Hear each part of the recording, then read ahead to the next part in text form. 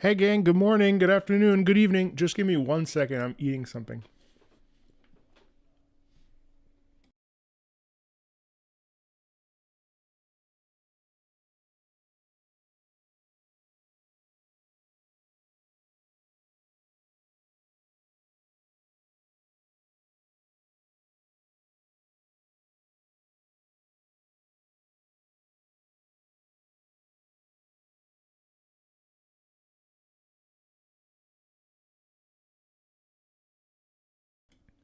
It literally, I'm just eating a tortilla.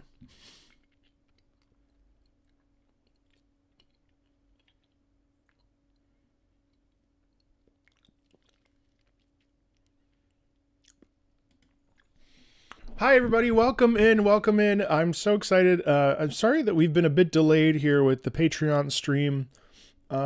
Usually the last Friday is the private one, but because of some complications or just forgetting, my schedule's been a little overloaded. So I'm really looking forward to just talking with you about these wonderful Patreon suggestions. As always, thanks to the patrons for supporting the channel. A couple little things that I would have said on our private call that I'll say publicly is really, really pleased with just the general support and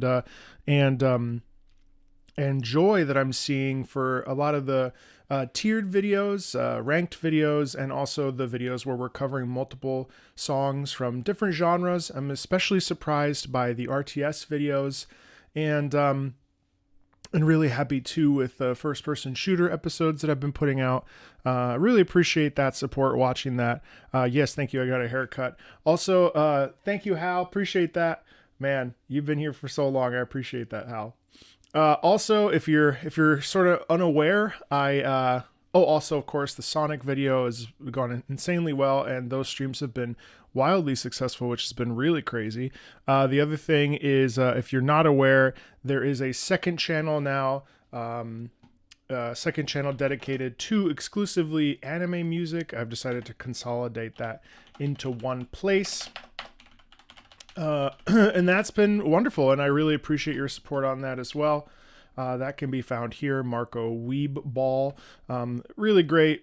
I just filmed 10 videos on Monday, so we're slowly rolling those out. These three were the original three that were on the gaming channel, so it's been really fun to do that. Kind of batch film those. Also, if it's not obvious, there's also, if you want to support or watch any anime with me, watch along format with a little bit of blurring, I'm doing that over on Patreon at the $5 tier. Right now we're going through Attack on Titan, and I try to be really consistent with that twice a week. I know that it could be faster, but just for the sake of my sanity, I'm just doing that. Also, I've become obsessed with manga. I'm really, really enjoying. I'm in book 7 of Full Metal Alchemist right now, of the 25 book series. You can see it behind me, actually. Right over here is Full Metal Alchemist. On the floor, I've got the original Dragon Ball. I've got Vagabond. I've got Akira. I've got Death Note.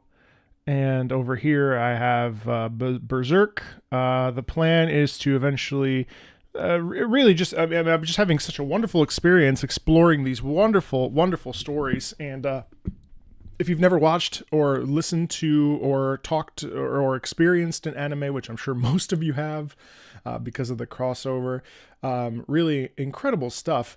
I'm really blown away. Full Metal Alchemist. We've been getting up at 5:30 in the morning, and we were trying to go to bed by 9:30, 10 o'clock. Yesterday, I was reading some wonderful stuff in FMA, and I just could not put it down. It's been a joy to explore these manga, and to explore the music of these anime as well, and how tightly connected the music and the visual experiences is. Very similar to video games. And it's been really fun to have read through Attack on Titan and now watching it over on Patreon and seeing how there are certain musical moments that really increase the terror or increase the sadness. I watched an episode yesterday that's pretty pivotal to several characters, and just seeing the push and pull of the music has been phenomenal. So anyway, so that's just me cross-promoting that.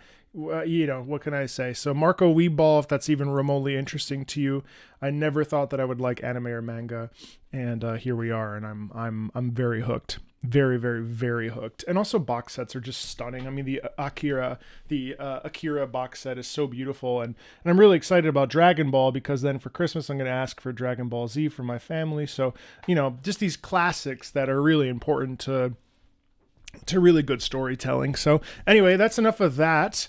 Today's stream, everything else has been going great. So as always, for those of you, whether you're a subscriber or a patron, thank you so much for supporting the channel. I literally cannot function without the Patreon, but I most certainly cannot function without loyal subscribers that watch videos, support the channel with their views and likes and shares and all that other stuff. So I really humbly just thank you for your support, whatever it is, because it goes a very long way. All right, so the plan for today is we have a lot to get through. I most likely will not get through everything today, because there's about 60 songs. So whatever we don't finish today will be on the first Friday of November. We're back on our regular schedule. First Friday of November, was that next Friday? Yeah, next Friday. It's the first Friday of November. Time's flying by. So yeah, Friday the 1st. That will be the continuation of this. And yeah. All right. Let's see. So we're starting up with 3 Turandot tiers. These mean listening to it and breaking it down, just as I would on any old video. Thank you to Rosa Trist Ross Artist, Gremlin, and Kemi. And then we will continue through listening to all the pieces that have been asked for. So the next part, Austin, yes, the next part of the Shadow Generations playthrough is on Monday. And then assuming that there's time, we'll be switching over and exploring Sonic Frontiers as well. So, oopsie. Of course, thank you for asking. All right, let's check it out. So we're starting with A Hat in Time. This is a really long track, which is fine. I think we talked about this, actually. So if it's too much for the stream, then just go for my other option. The Subcon Forest is said to have been... Yeah, we may not be able to do 11 minutes, but I'll tell you what, we'll listen to a bit of it and see how far we get. How about that? Let's check it out, because I've been really curious about A Hat in Time, and it's been sitting on my laptop. So thanks, Pursuer. Appreciate you. Appreciate the support. All right, here we go.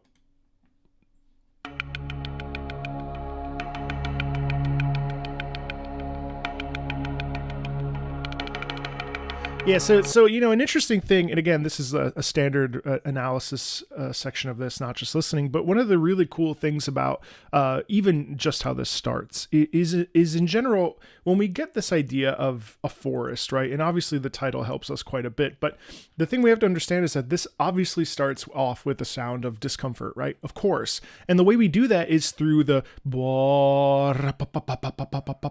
having that increased rhythm there. That's going to cause a sense of distress and fear. And coupled with the drone and the sustained lower half there really allows us to feel an instant and immediate feeling of tension. Now, obviously, this is going to morph and change as we go, especially with an 11-minute piece, which unfortunately I'll have to skip around in. But it's worth noting that beginnings and endings of pieces, while it may seem pedantic for a person like me who's analyzing it or discussing it with you to stop and think about that, it's really important that beginnings and endings are the openings and closings of books. We have to pay attention to covers, and we have to pay attention to the back cover sometimes. And the point is that, like, those two ends are the bread of the sandwich. And while the sandwich, you know, the key ingredients are always in the center, without bread, well, what the fuck do you have? You know what I mean? So it's important.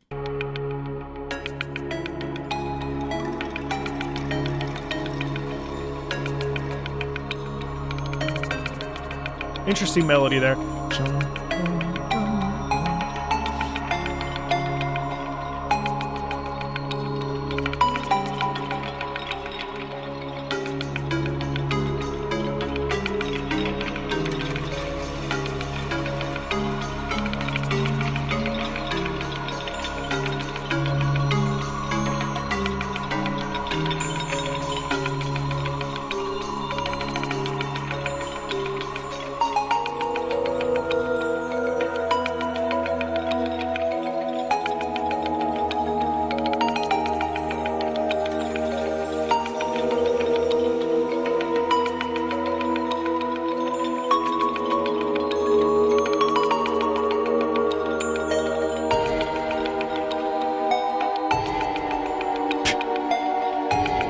Do you notice how as we descend, first of all, I've been really paying attention to the melody line here, and one of the really fascinating things is that the melody has this real interesting mixture of a bit of a peacefulness, but also a real sense of dissonance and a sense of discomfort. And if we listen to and perceive the way the notes are being written, especially in this first little corner here, we'll actually see that as we descend, we are absolutely in the enharmonics and this feeling of decay. And so it's very clearly, I think there will be a pretty interesting beat here that comes in, but one of the interesting things about this first half of this is that essentially what we're getting is a sense of terror, dread, and decay. And it's pretty cool how we also have a mix of like natural sounding percussion mixed into this 16-bit sound. It actually makes me want to play A Hat in Time more because I really would like to see what this subcon forest looks like. I've just been putting it off because I wasn't sure if it was a game that people wanted me to stream or not. So I always have this a little bit of I've been flirting with it in my Steam library.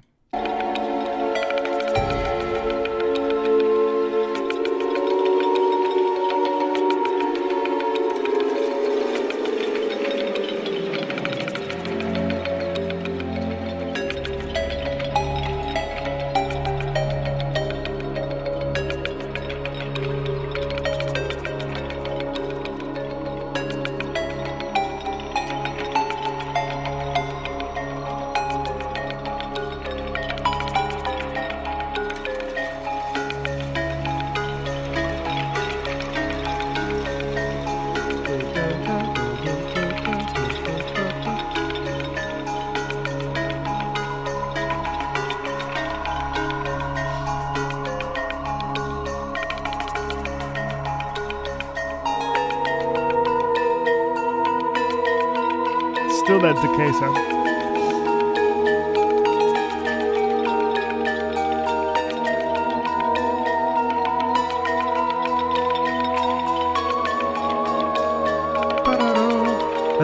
But what a wonderful melody line, though. It's a very satisfying thing because it's actually somewhat predictable. Also, the other really cool thing about the rhythm in here is it's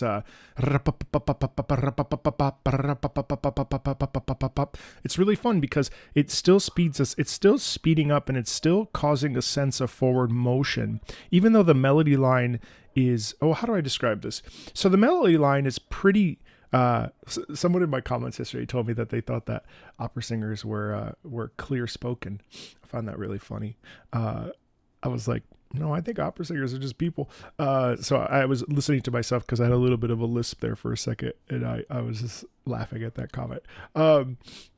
Fuck that user. Just kidding. They are hidden from the channel though. So if that's you, sorry.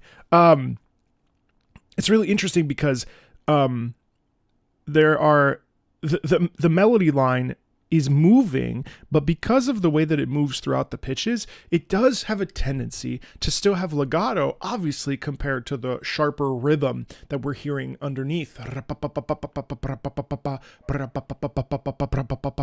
So it's cool because the melody fits within this jigsaw puzzle of having the percussion, the bass layer underneath, and also the melody over top. And so it's really, really interesting to me. Does that make sense? I hope it makes sense. I'm going to fast forward just a little bit to about 5 minutes, so about 3 minutes in.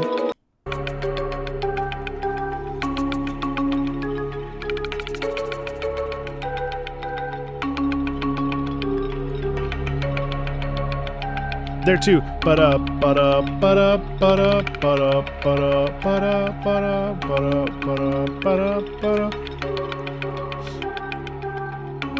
And underneath we have this consistent drone.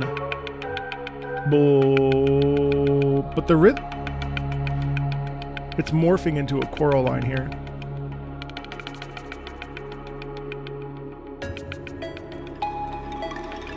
Okay, mostly similar. Let me just fast forward.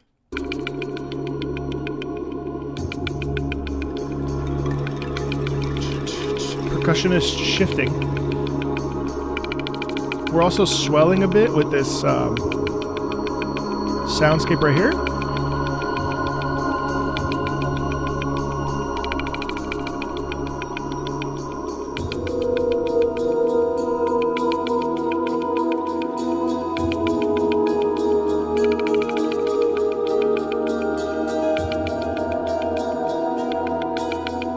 similar play with the melody that we had over at 2 minutes, but there's a slight difference here in instrumentation and texture.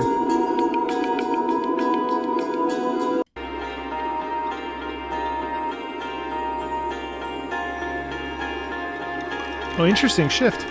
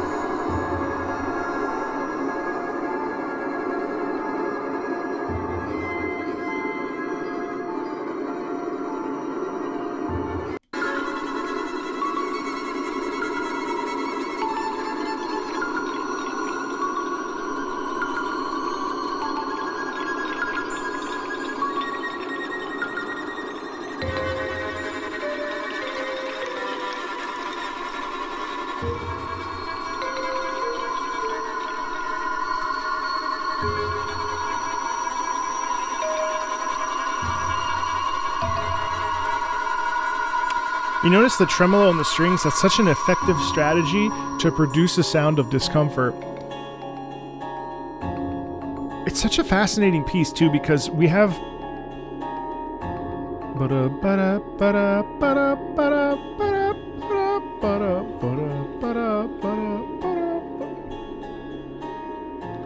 a lot of repetition in here, and so what you end up getting is a piece that essentially like makes us feel like we're entering into a place that is really uncomfortable, a place that's not welcoming to us, and a place that feels dangerous in any direction, whether it's in an augmented direction or whether it's in a diminished direction in terms of its musical patterns. There is an inherent feeling of stress and of discomfort and of feeling like we're being watched, not knowing where to turn, almost as if things don't make sense. There's no place to turn around. And again, it's very cool. So thank you for sharing that with me. And hopefully this sort of semi-analysis was helpful for you.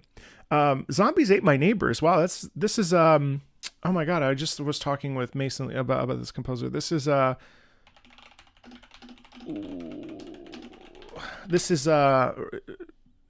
McDermott? I thought it was, yeah, okay, it was. All right, now who I thought it was. In any case, really curious to hear what this is going to sound like, because this is actually a game from my youth that I'd never played. This game was one of my favorite games back in the day, Kremlin says. Just a heads up, it's a loop, but it's such a fun loop to listen to. Nothing too in-depth to analyze, sadly. Choose either or. I'll choose this one since it's specified.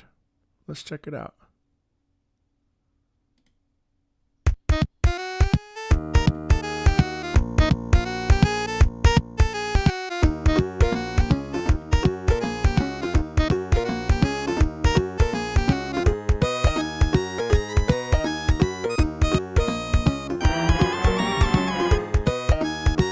So that's obviously, like, first of all, this is such a funny, it's a very tongue-in-cheek piece, obviously, right? It's actually a blues, I believe that's a blues scale.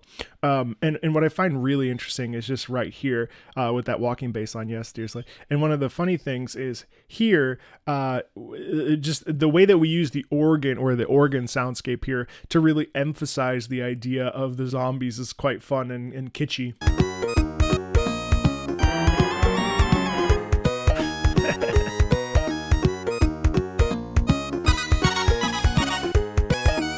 So what I find pretty interesting about this is that we're using very infrequently at this point in the song, we're using accent instruments essentially. So the walking bass, which is, you can hear boom boom boom boom boom boom boom boom boom boom boom boom boom.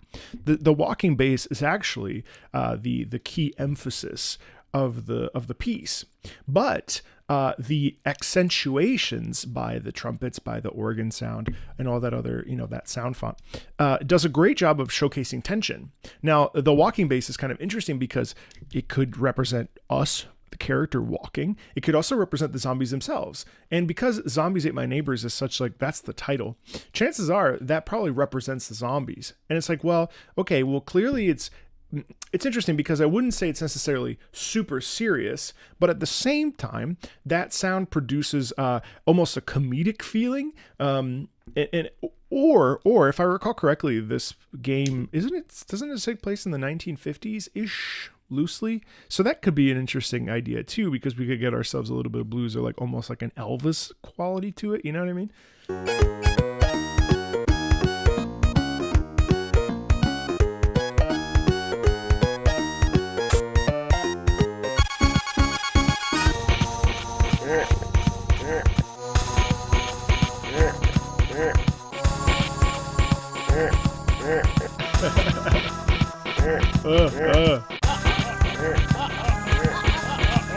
This is cool because it's all done on the keyboard.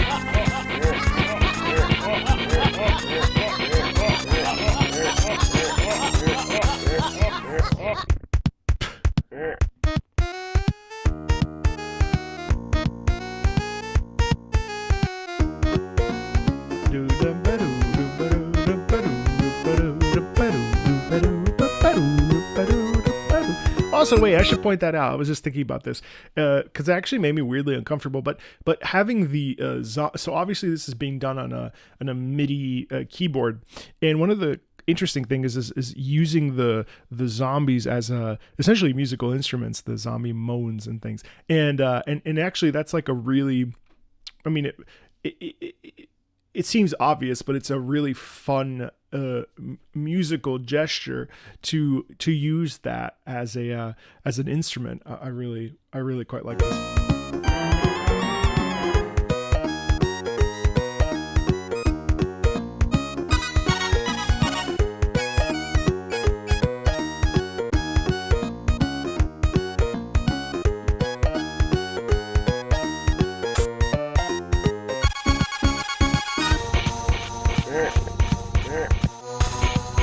I also like that when the zombies come in, we get this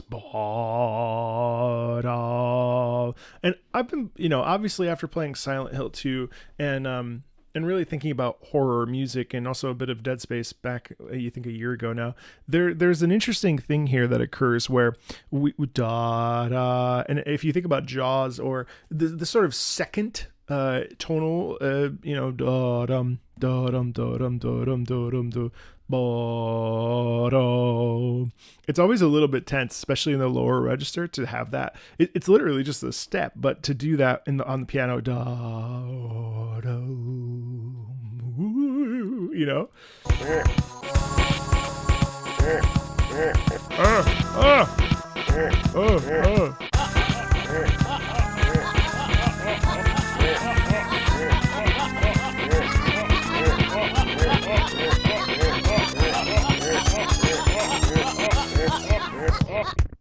And that to me ends up being pure chaos. And I think that's what makes that really effective too, is that by the end, it's almost like we're being consumed by the zombies, so to speak.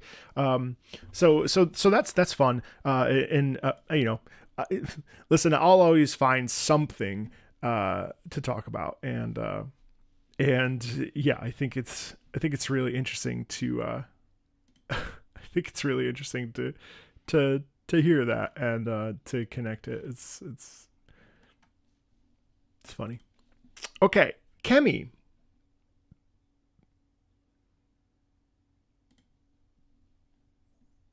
Celeste Into the Jungle. This bop was made for a B-side stage of Celeste Into the Jungle, Verdant Trail.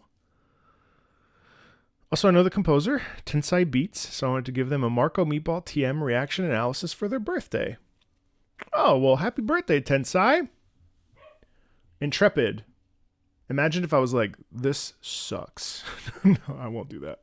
But I would never do that anyway, but it's very funny. All right, let's check it out. And as always, hello to everybody that's coming in, stopping by over on Twitch and on YouTube. I used to stream on X, but today I've officially retired my X account. I haven't deactivated it, but I got tired of the bullshit. So now I'm officially on Blue Sky, the other platform, full time. And that's where I will post all my stupid thoughts. So feel free to check that out if you want to. All right, Intrepid from Celeste Into the Jungle.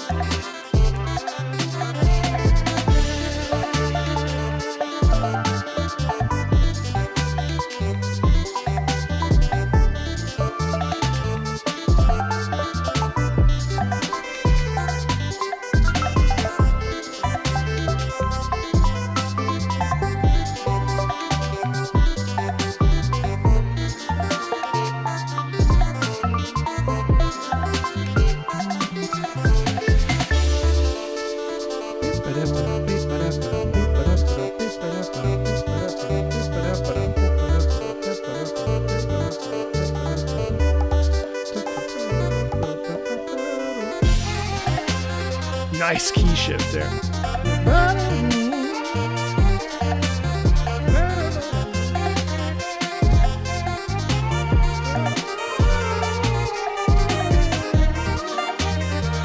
Yeah.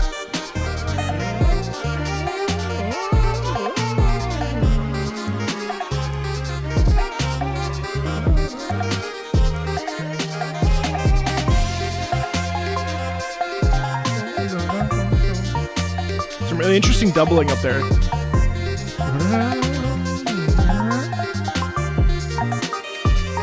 It's actually, it's a great track. It's like 5 different things happening.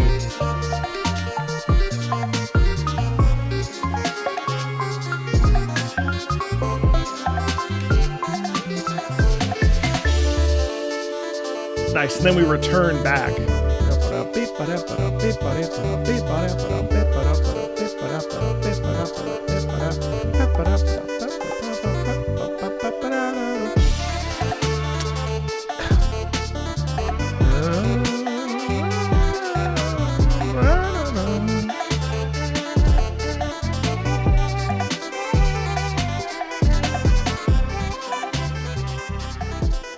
That's so interesting.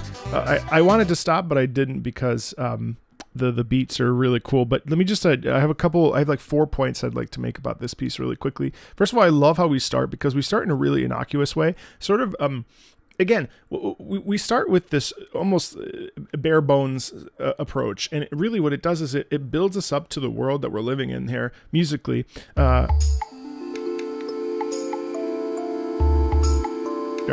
And the thing is that like in the first chunk of this, we have the setup of the bass, we have the setup of the upper register, and then we have a little bit of that percussion, a little bit of the percussion stuff that exists over top, right? So that's something really interesting. And what it does is it sets this essentially the groundwork for eventually this beat pattern, and the beat pattern is quite good.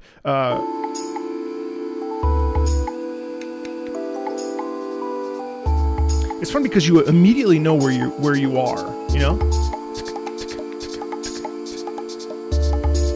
And then here what we're doing is we're actually just stacking. We're playing chords out and then we're stacking another layer on top of it. And so what it's doing is it's creating this sense of this not overtone, sorry. What am I trying to say?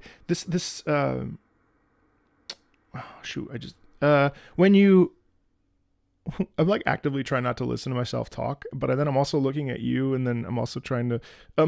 We have this tonal center where we're essentially like laying out this. Oh my God, what the hell is this called?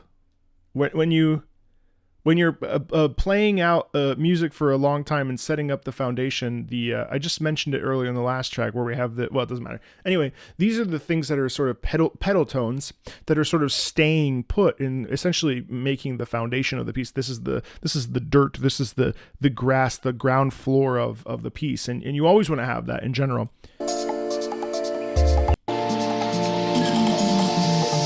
So listen how cool this like little beat. This is another point that I wanted to bring up. Look how cool this little shift into the awesome beat is.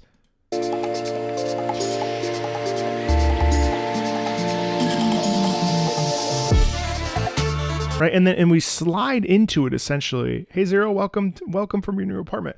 We might just go in and go bum bum bum bum bum. Something that was really cool actually that this connects to in a bit. I was listening to I just filmed a Pokemon video finally with about 5 or 6 Pokemon songs, and one of them, which one was it? I can't remember. Oh, it was something from Pokemon Mystery Dungeon. Doesn't matter, but it reminds me of this because this is actually a sandwich. So we have the bottom, which is the bass line. And then the top is the trumpet line that we hear throughout this. And in the middle is where we have all the magic, all the moving patterns.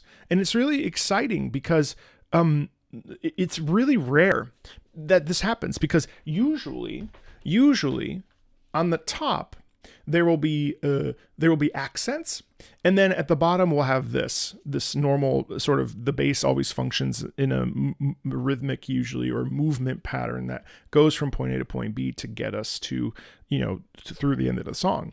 But usually it's the melody line is in the middle. And here, what the hell am I saying? I'm all getting all turned around. My point, this made more sense. This is what happens when you wake up at 5:30. My point is that the upper portion of this and the lower portion of the, usually, that's what I'm trying to say. Usually the melody is in the highest most voice, in the upper register. And then the middle sort of is assisting in the bass line. Whereas what's happening here is that the upper and the upper and the lower parts of this are what's sustaining us and moving us through. And in the middle is where we're getting the melody line, which is pretty cool.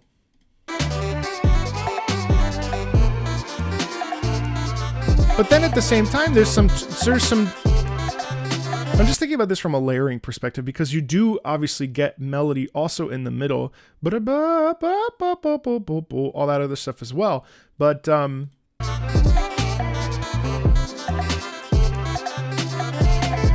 I just get completely turned around? I did. I got completely turned around. What am I trying to say to you? I'm trying to say that the bass line and the upper line are the rhythmic entity, and the middle is the melody line. And no, I was right. Sorry, my brain. Yeah. So it's interesting because the melody line is encased like a sausage. Whereas normally, that's what I'm trying to say. Normally it's the upper voice that is the voice with the melody. And the middle is assisting the bass line in producing the rhythmic or accent, like occasional accented sections, right? But it's the uppermost voice that tends to be the one that's melodic. Does that make sense? So that was what I noticed bigly from this piece, and it was really interesting. Also, very chill, a very chill vibe. Anyway, okay. So as far as Traviata, let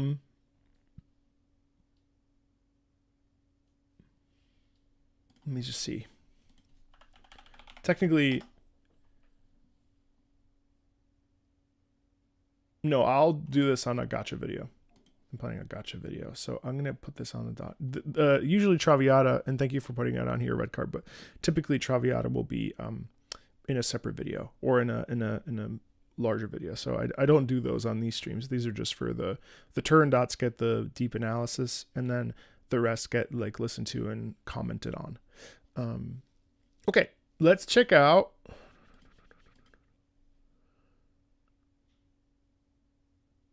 Hey, Treebeard, thank you.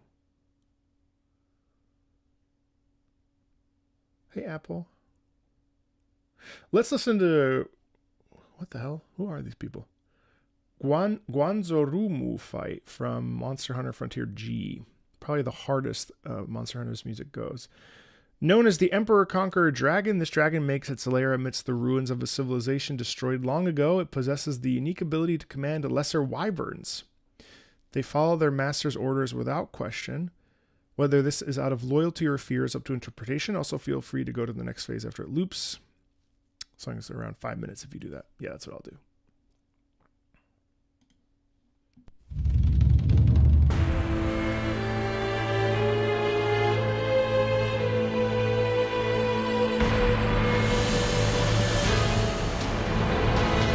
Thanks. Have a great day. Appreciate that so much. Actually, let me just check that message. Actually, you see what I mean? You see how the top note there, this is the melody line is in the top. Melody line is in the top. Sorry.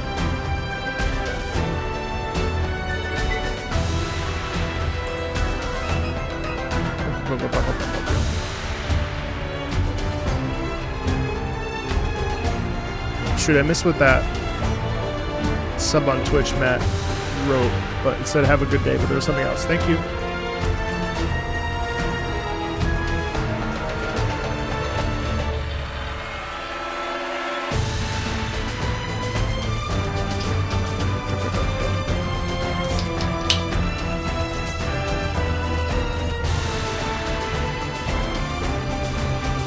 lot of interesting drive in there.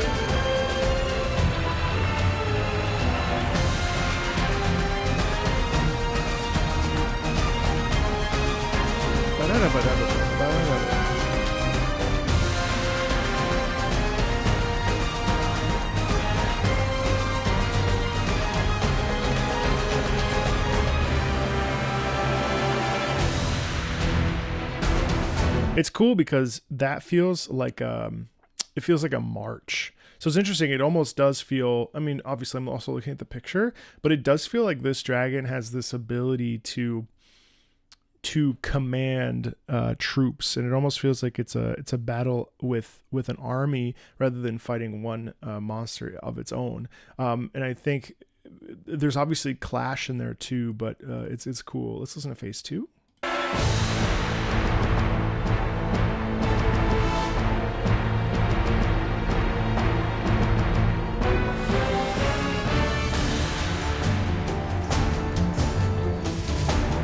Hey Dario, no, it's just hold on.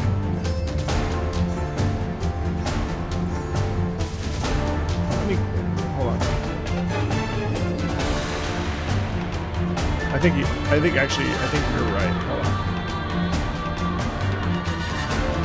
I'm gonna remind myself what I said.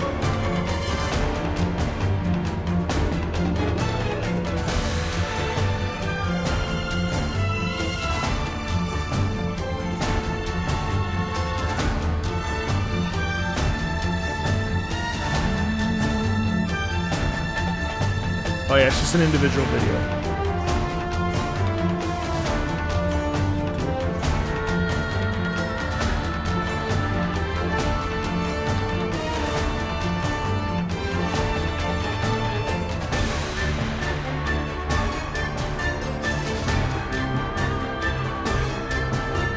Such cool vocals.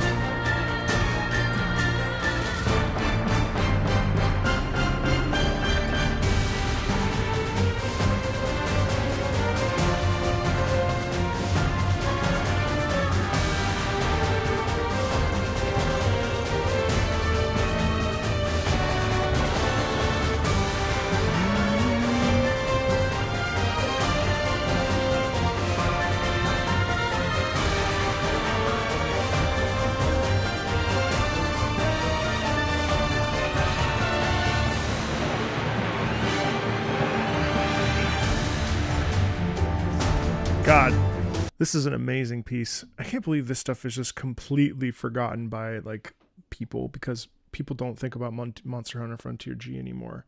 So like this is such a rich and profoundly good piece that is, you know, is not like appreciated. No, Dario is a upper tier member, but Deadly Cookie, but yeah, that tier is just the individual video. And I know we've talked about that privately. Dario.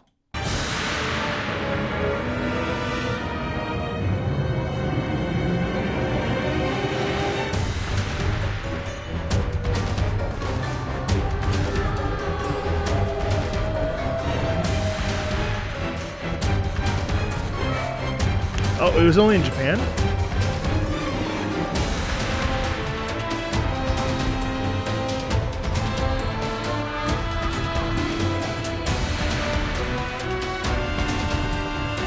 Oh, the chant is amazing in here.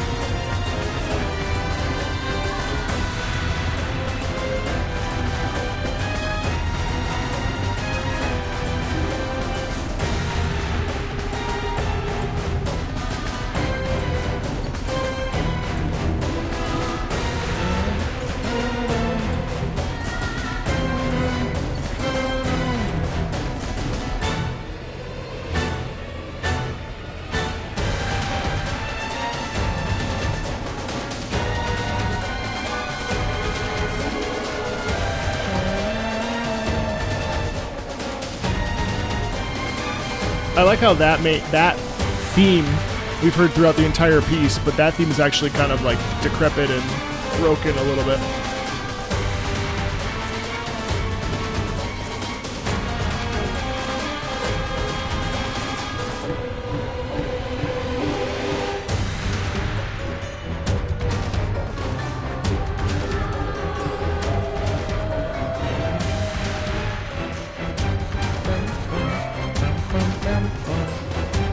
Yeah, that's a cool one. That one is so vicious. I really like that. Ooh, I'd like to do a video on that. That's fun. That's really good. All right, next up is Vondyar. What's D4? Oh, D4 Diablo 4? No. What the hell is D4? Dark dreams don't die. If game bad, why main theme good?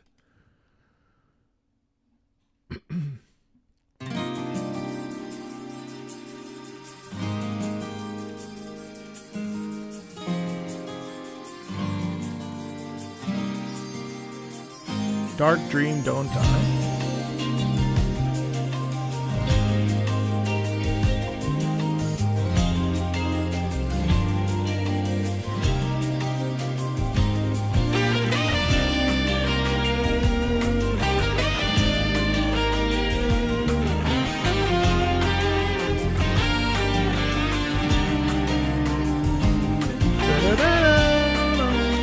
Dark dream.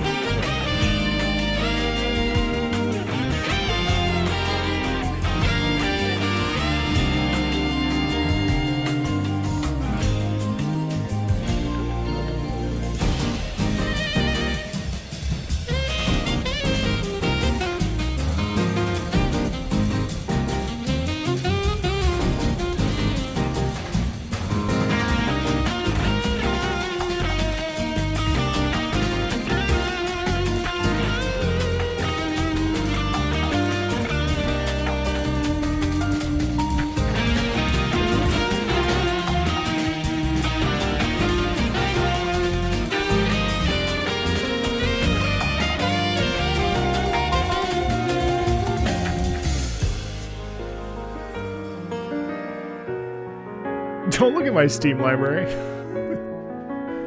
What the hell is this game? Did that man just eat? Wait.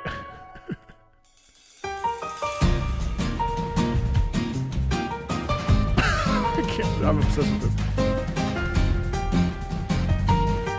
5 slices of pepperoni pizza.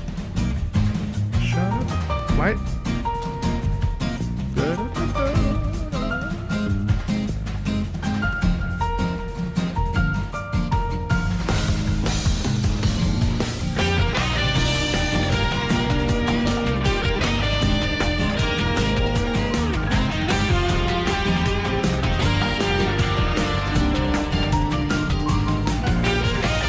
Why are they flying to Boston?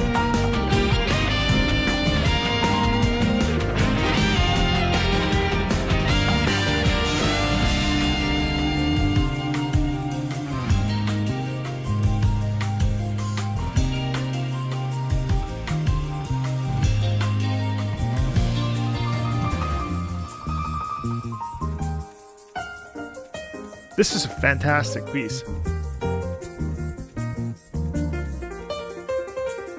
The fuck?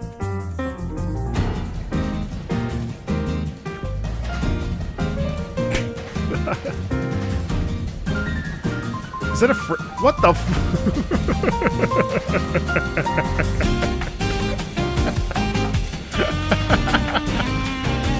You die, fuck off.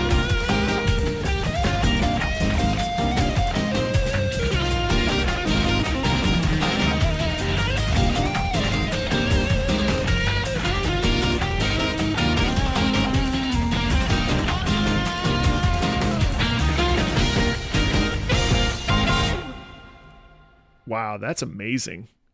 Thank you for sharing that. That is a miracle. That is one of the greatest pieces of music I've ever heard. I love that. So it never ends? That's unfortunate. That's crazy. Okay, Joppy, Dust and Elysian Tale. Ah, yes, Abadis Forest. Awesome game and stage. I've heard good things about this. It was sitting on my PlayStation for a really long time. I never played it.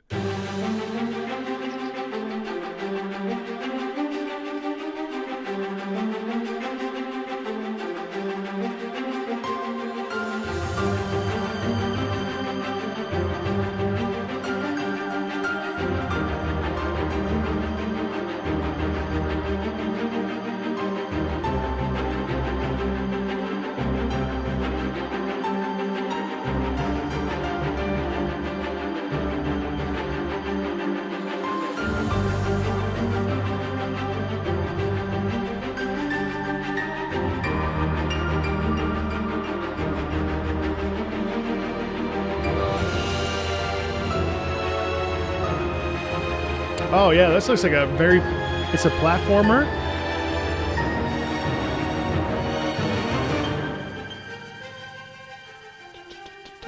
Solo dev.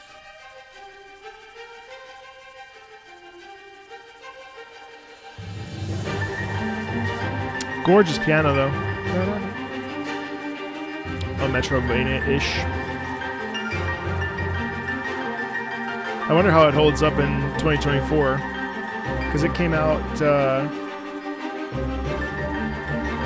it's overwhelmingly positive. Wow, it came out 10 years ago already?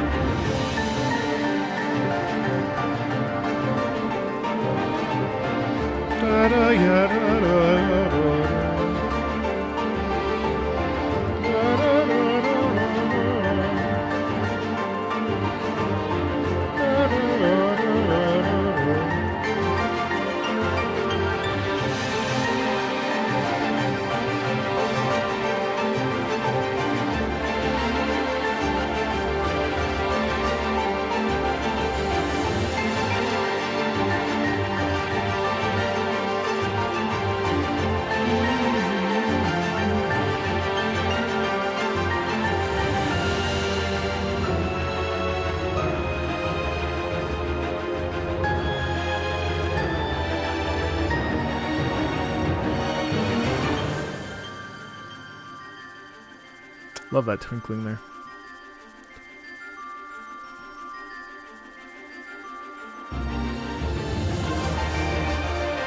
One of my mods. An amazing 2D RPG hack and slash.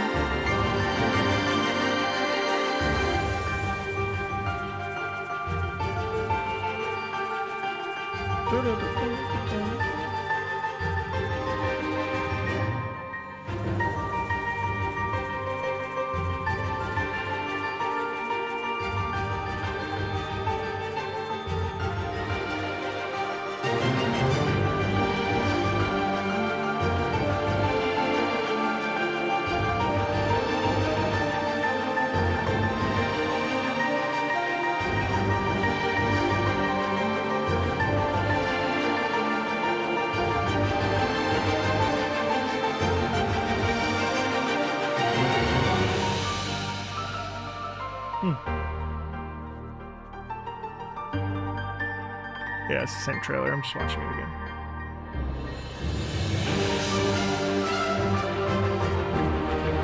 I'm actually impressed at how many directions this piece has gone in.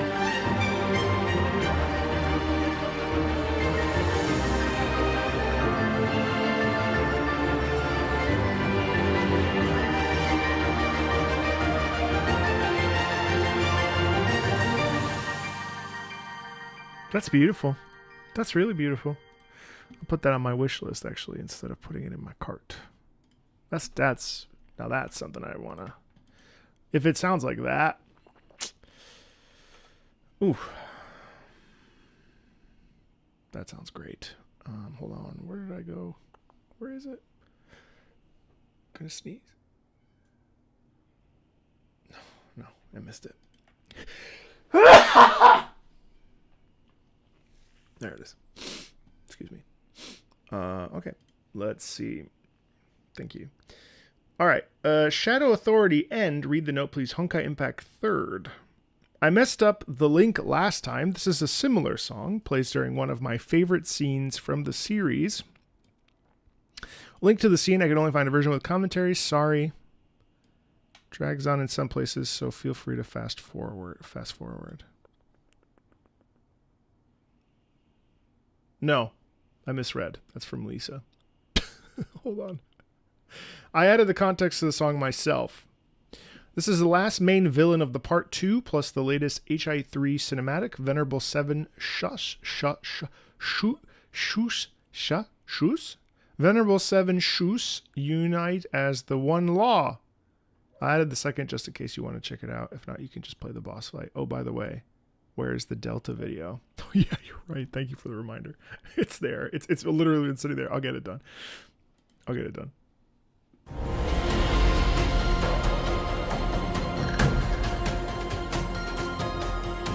Oh, you literally added this.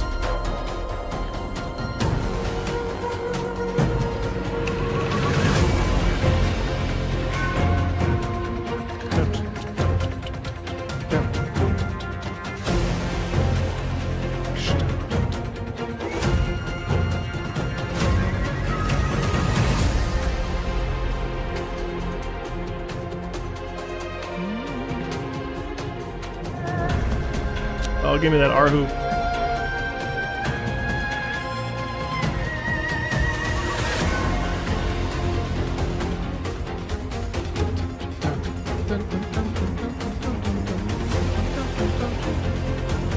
Is Act 2 good, or Part 2 good?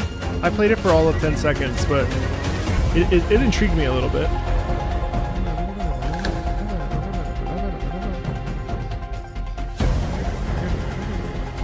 I really didn't. I bounced off Part 1 pretty hard, but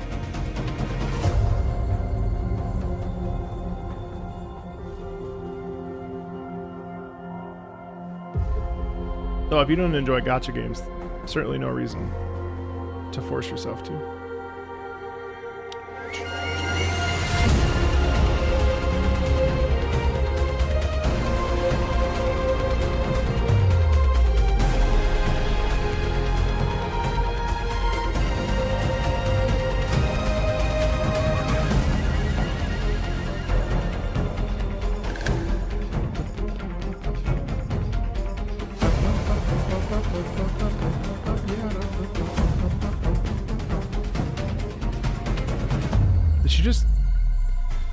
Did she just take her shadow self? She's pulled her soul out of her body.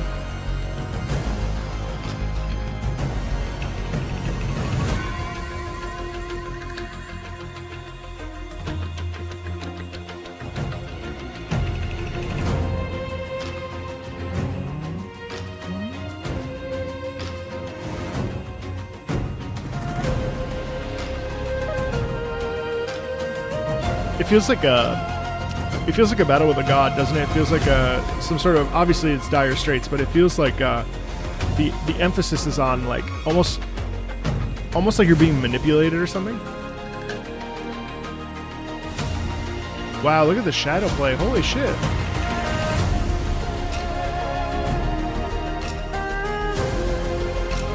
Oh, it's technically a god. Like, I think the Arhu does a good job of representing the, like, old qualities, you know?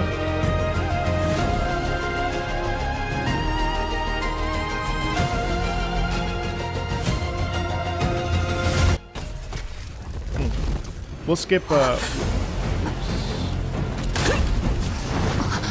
we'll skip the, cinematic, just because. Hold on, though. Wait, no, there's more. Till 4:15, right?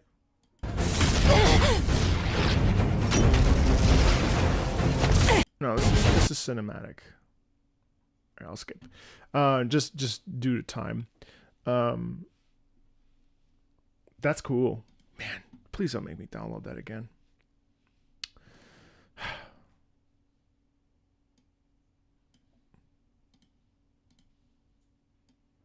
Lisa the Joyful. He's my dad. I messed up the link last time. This is a similar song that plays during one of my favorite scenes from the series. Link to the scene. I can only find a version with commentary. Drags on in some places. Oh, feel free to fast forward.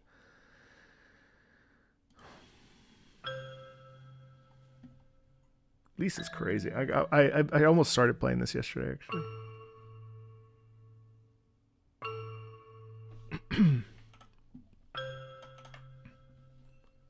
Lisa. Oops.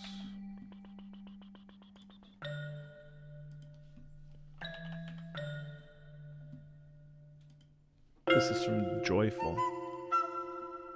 What stopped me? We were watching TV.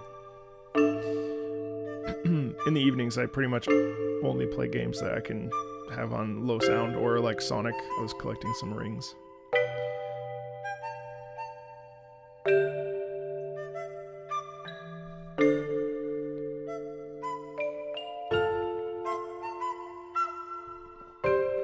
Hello.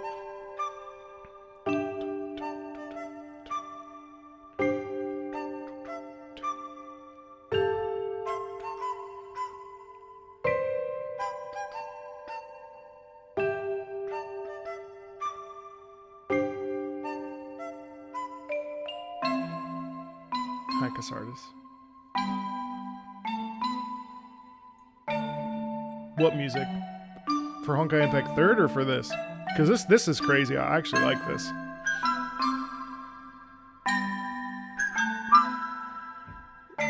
I just want to know what it is. Oh, for Lisa? I know. I actually genuinely would like to play it. I'm kind of in the mood for something weird. Also, whoa, look at the sides. These are intestines. What the fuck? I want to know what all of this means. It has to mean something.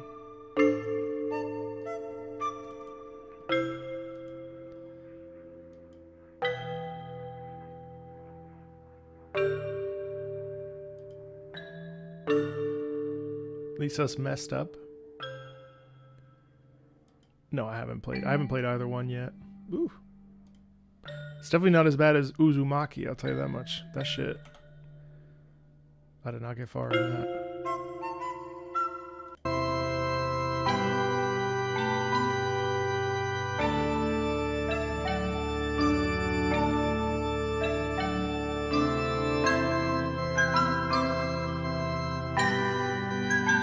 I started playing Mouthwasher yesterday.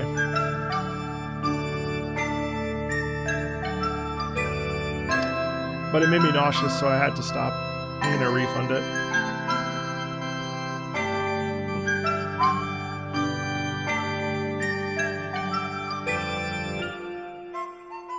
Uzumaki's weird, but these games are all kinds of messed up.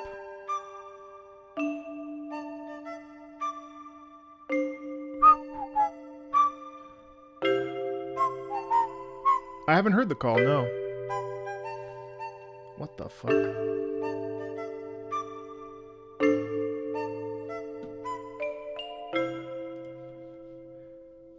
I mean, how bad can it be? Interesting stuff, though. The music is really good. Regardless, the music of Lisa is very good. Very good. Raise thy sword with pride in your heart from Etrian Odyssey 3/Nexus from Sumi. The Nexus arrangement of EO3's boss theme, yes, is a standard boss theme. Loops halfway. All right, let's listen.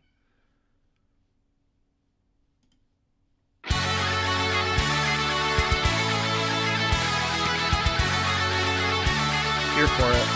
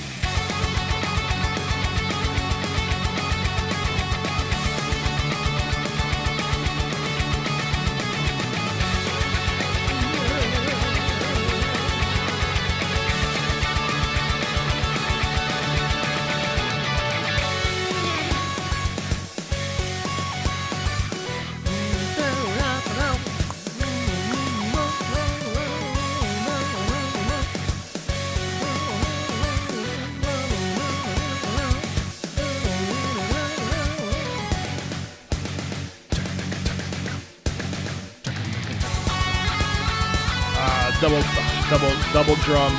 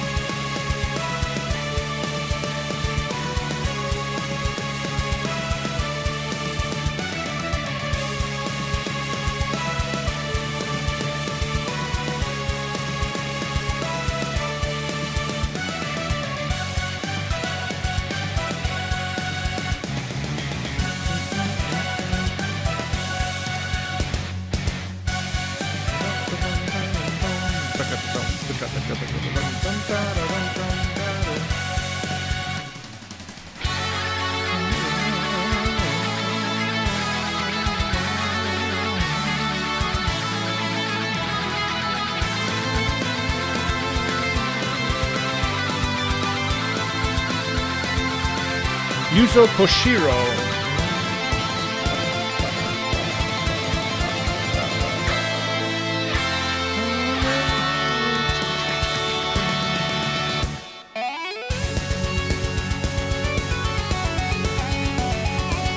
Man, you think it's a loop, but it's actually a sick guitar solo.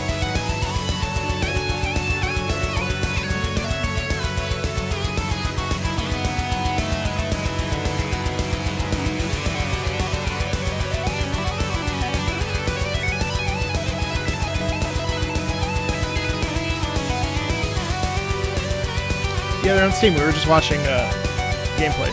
Yep. Right here.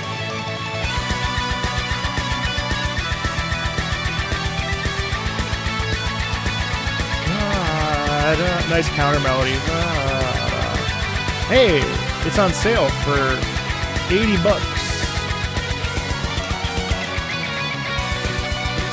You can buy this, or you can buy that new World of Warcraft now for $90.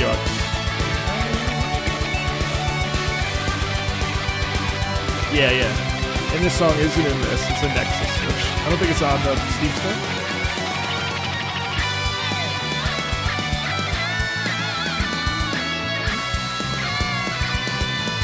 Or 9 months of Patreon. No, that's true.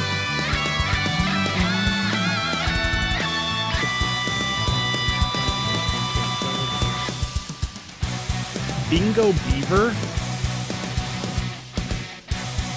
Damn, Sumi, I'm going to listen to that whole thing twice. Oh, that's so good, Sumi. That's like delicious. Thank you for sending that. I'm going to put that on my personal playlist. I love that very much. That was great. Thank you. There have been several pieces that we listened to so far today that I've really enjoyed, so I appreciate that. That one was a rip roaring though.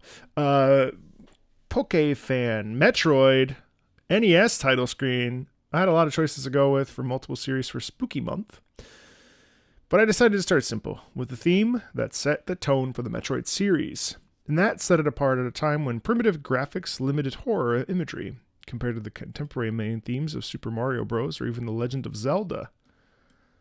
Okay, let's listen. Oh, I see what you mean. Ba-da-dum, ba-da-dum. Oh, it goes up. Ta-ga-da-dum, ta-ga-da-dum.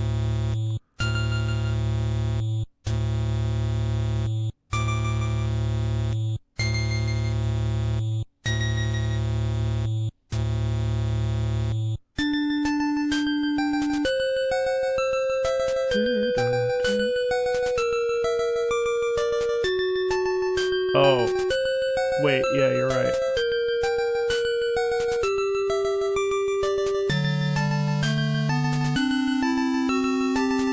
No, we have a separate, no.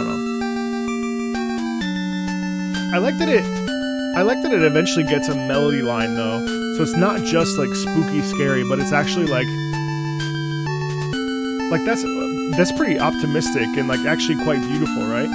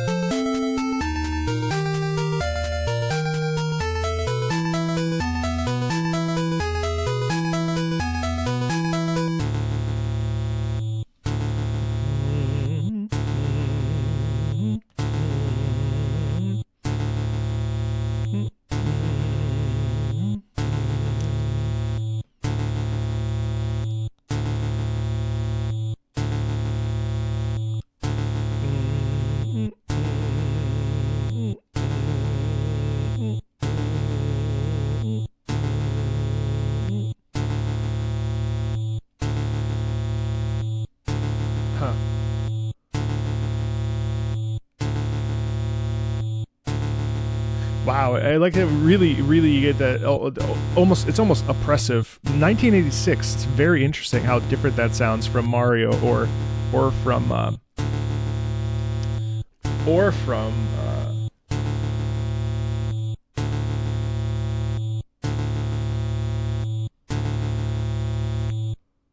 You haven't been shadow banned because I can see your message. Or from Zelda, yeah. Really interesting. I really like the middle section of this very much.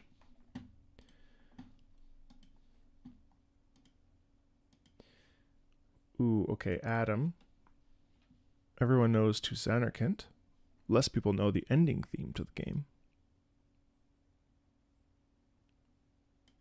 Melody's more about Samus. Yeah, and the spooky parts of the planet. Yeah, it's almost like being put in a bad situation. That's exactly right.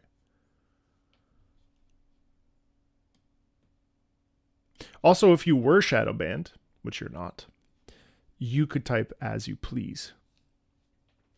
And no one would just interact with. Well, everyone but me would interact with it because they would see it. I would not.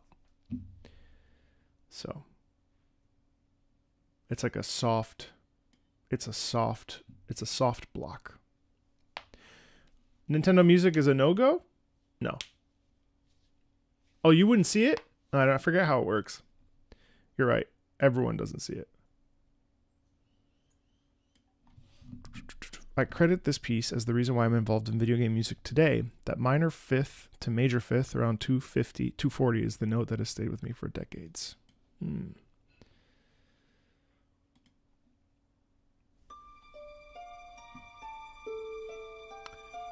No, Nintendo Music is fine.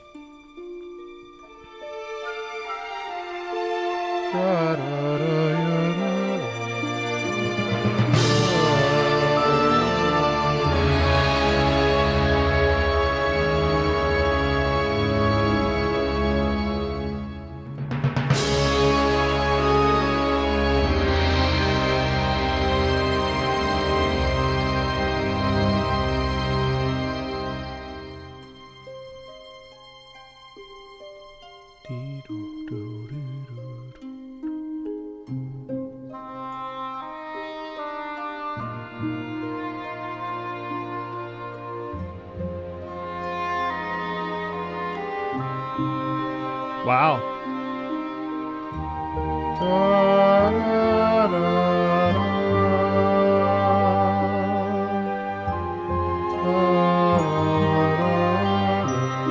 I've never heard this.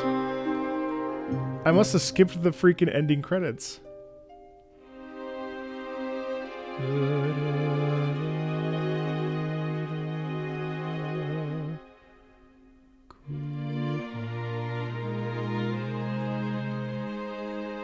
Oh, it plays during the final cutscene. Did I not call it Final Fantasy X, by the way?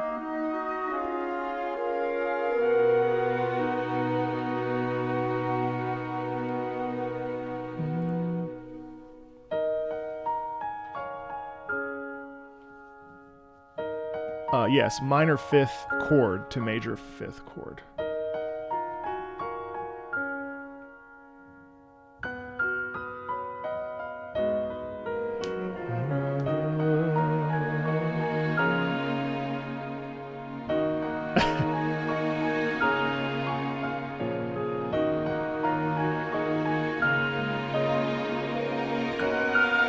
This is live?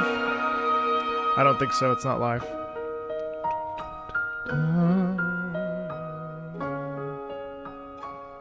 Oh my god, it still gives me chills. Wait, oh, this is after.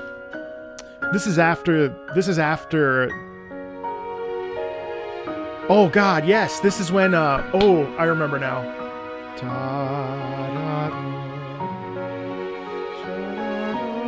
This is the even sadder. This is the transition here? Ah, there, right there.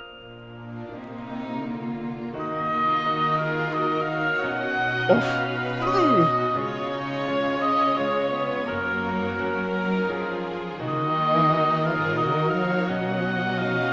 Is this the hug?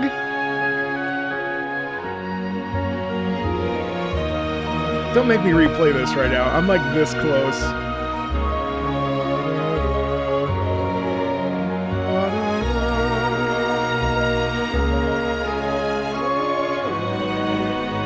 Right.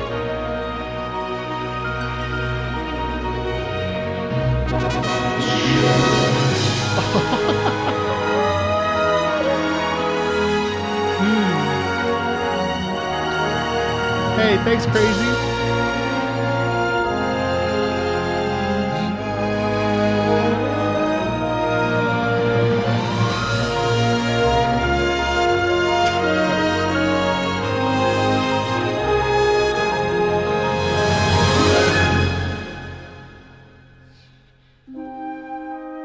I love the lift there.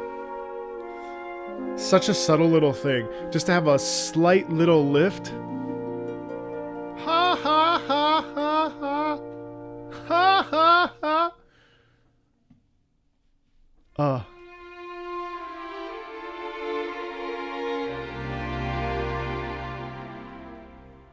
I don't think I ever listened to this in isolation.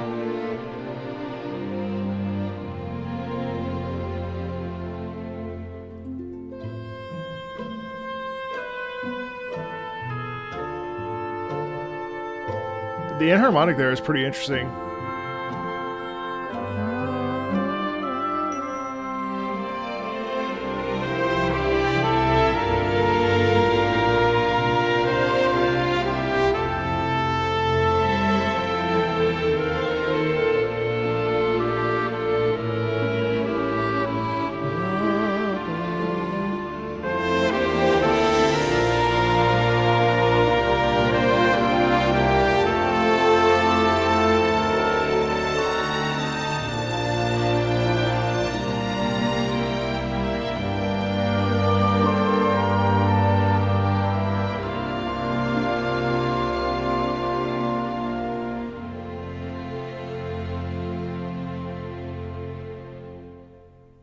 Oof, gorgeous. The ending theme, yeah, it's like an homage. I haven't listened to the Mafia 2 main theme, and I haven't listened to Case de Vidro. What's that? And I haven't listened to the newest Melee song. Ugh, it's too good. I almost want to replay Final Fantasy X now. How many times have I finished it? I don't think I've finished it many times. Now, Final Fantasy IX, on the other hand, that's my shit. What's Squadron 42?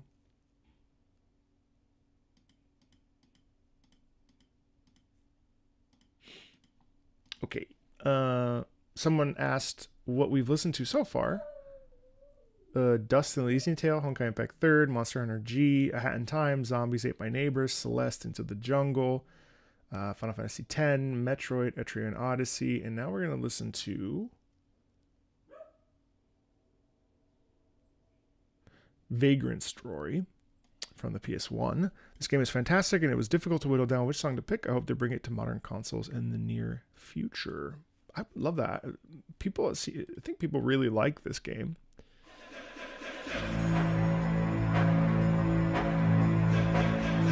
Jeez.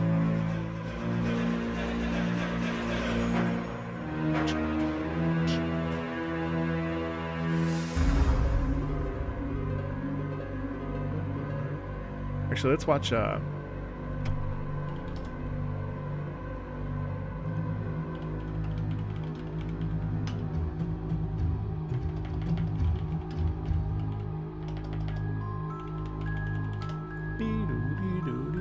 oh shit, Yeast 10 is out today.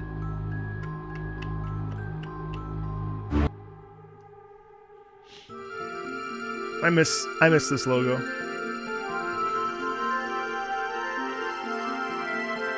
Oh, I forgot this takes place in Ivalice.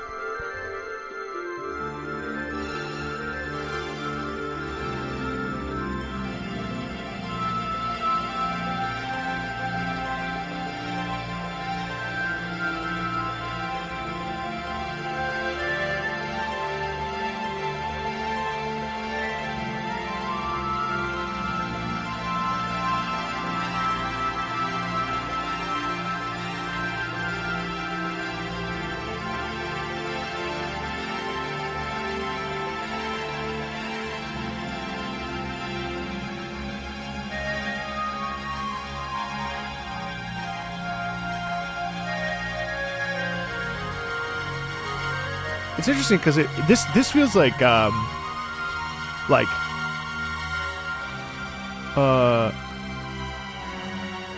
what's the name of shoot? What's the name of the architectural period in France where they created the churches? Oh man, not Rococo. That's the opposite.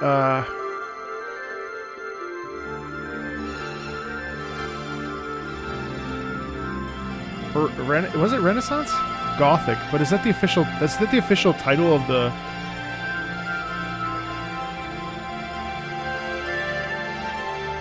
Is that the same title as the?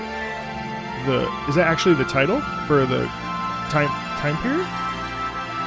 There's a. It's gonna bother me because this is what it looks like. It looks like this. Wait, this is important actually.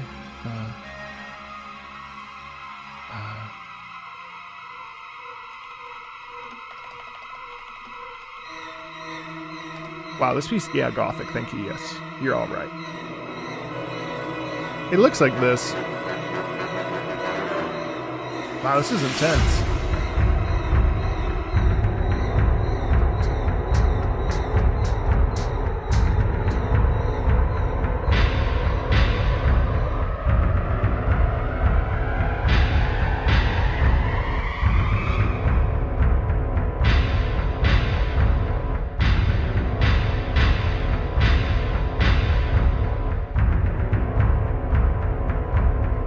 It feels so evil, doesn't it? It's a very cool track. No, I haven't listened to the Medieval original soundtrack. I should.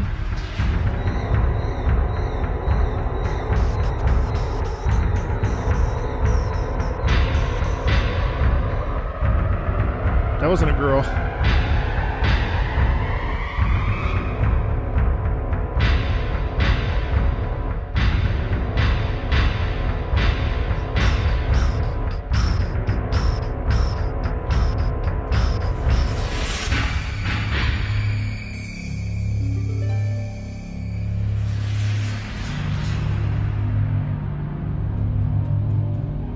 I really like how tense this feels.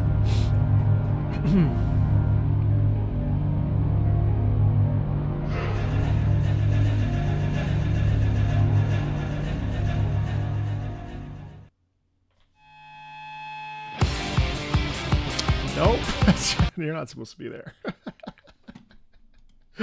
When the Arcadian just takes over.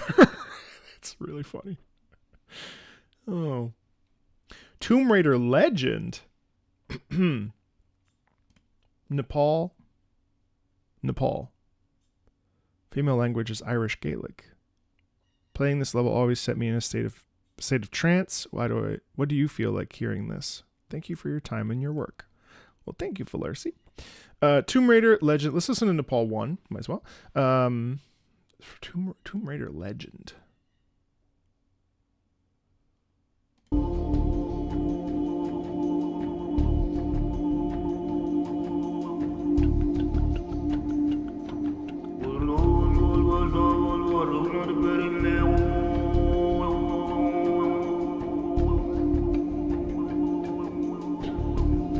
Oh, that's so cool, the throat singing.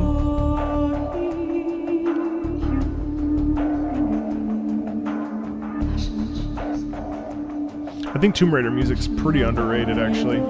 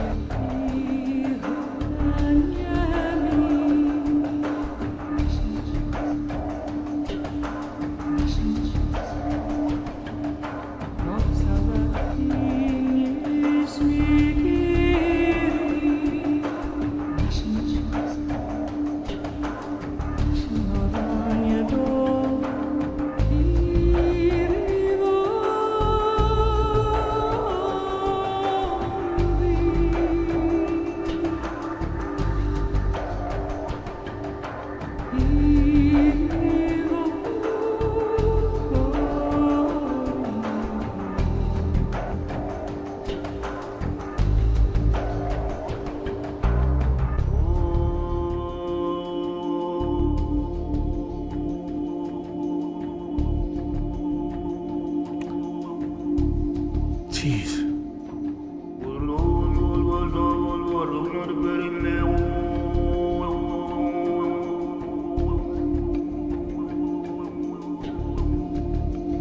Wow.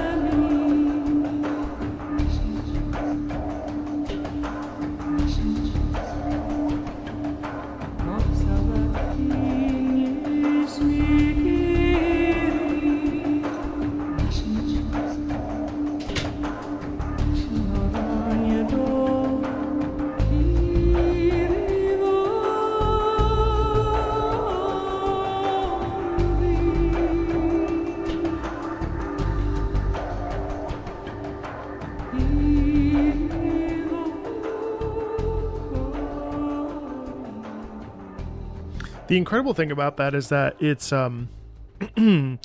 it's just like the antithesis of what we tend to expect when it comes to music in general, where there's no drop, there's no sense of like a big fat beat or anything like that. But what we actually get is a really almost introspective piece. And you asked me what I think about this and what I think what it connects me to, and I think it's really the sense of conflict and femininity.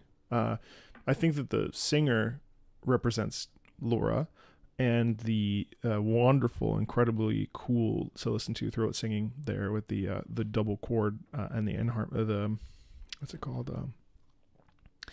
The overtones that are occurring in there as well.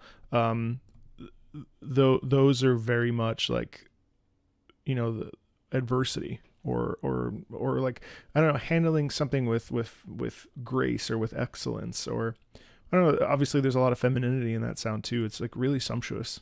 It's like, yeah, you could like bathe in that. That was awesome. Actually, that was extremely cool. I don't think that the music of Tomb Raider ever gets really paid attention to very much. It's cool. Okay, ROM, Vita Boss Theme, another Honkai Impact third. Bit of a longer one. Technically consists of multiple smaller tracks that all played during her boss fight. She was Proxy, born of proxies, made by Saw millions of years ago, effective tool to snuff out civilizations in bubble universes, essentially so that they could feed Honkai energy to Saw, the true abyss of C of the quantum. Clip of boss fight here, however, it's 15 minutes long. That's okay. So what we'll do is, what I'll do is grab the clip.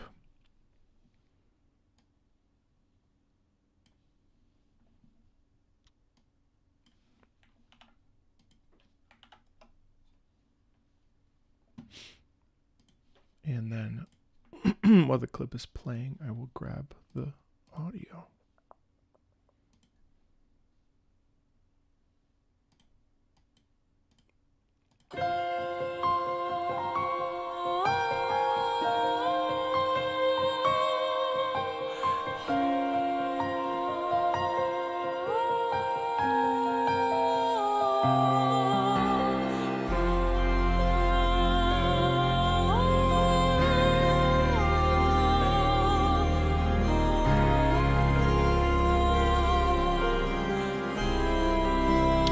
nice organ.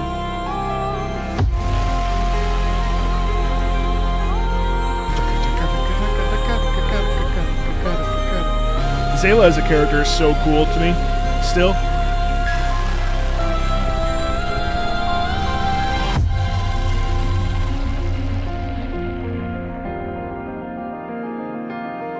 I love when boss themes start slow. So I love the piano emphasis here too.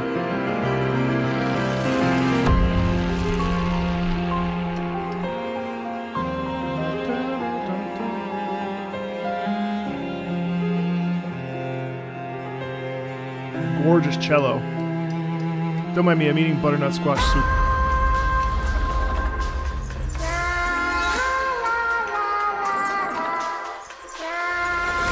Why the child voice?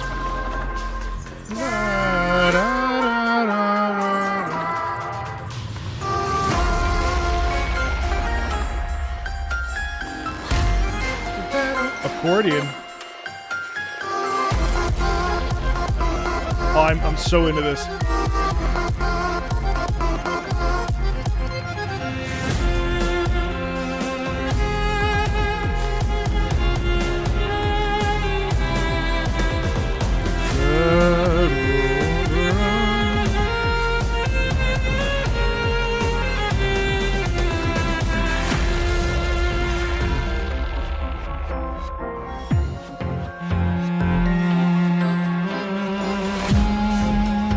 Is this in Act 1, or in Part 1? What chapter is this in Part 1?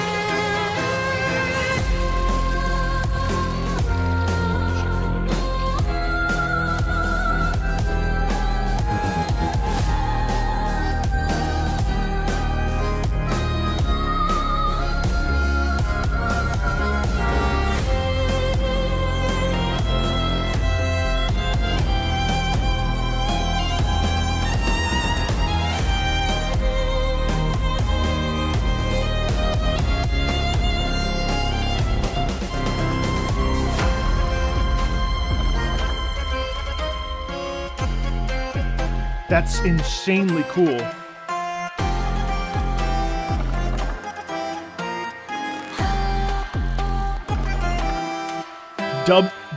Almost dubstep accordion. Oh shit.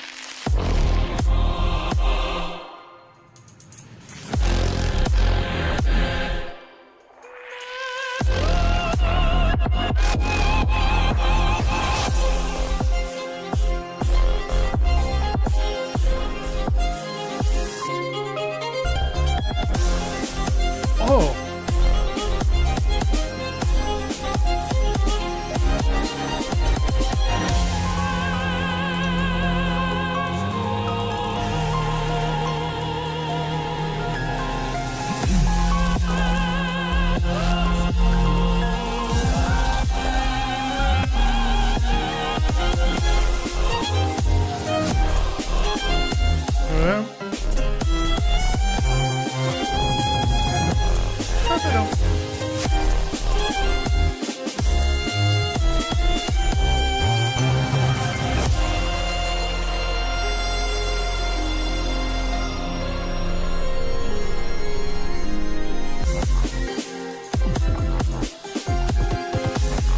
Bro, I love that it shifts so hard.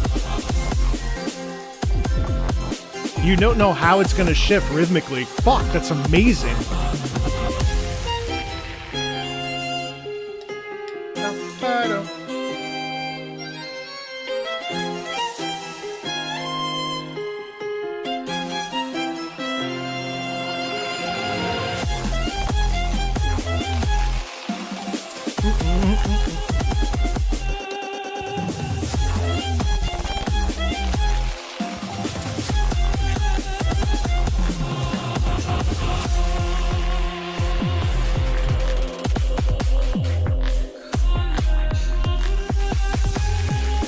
I love how it's a cosmic setting and we're hearing this ethereal quality in there too.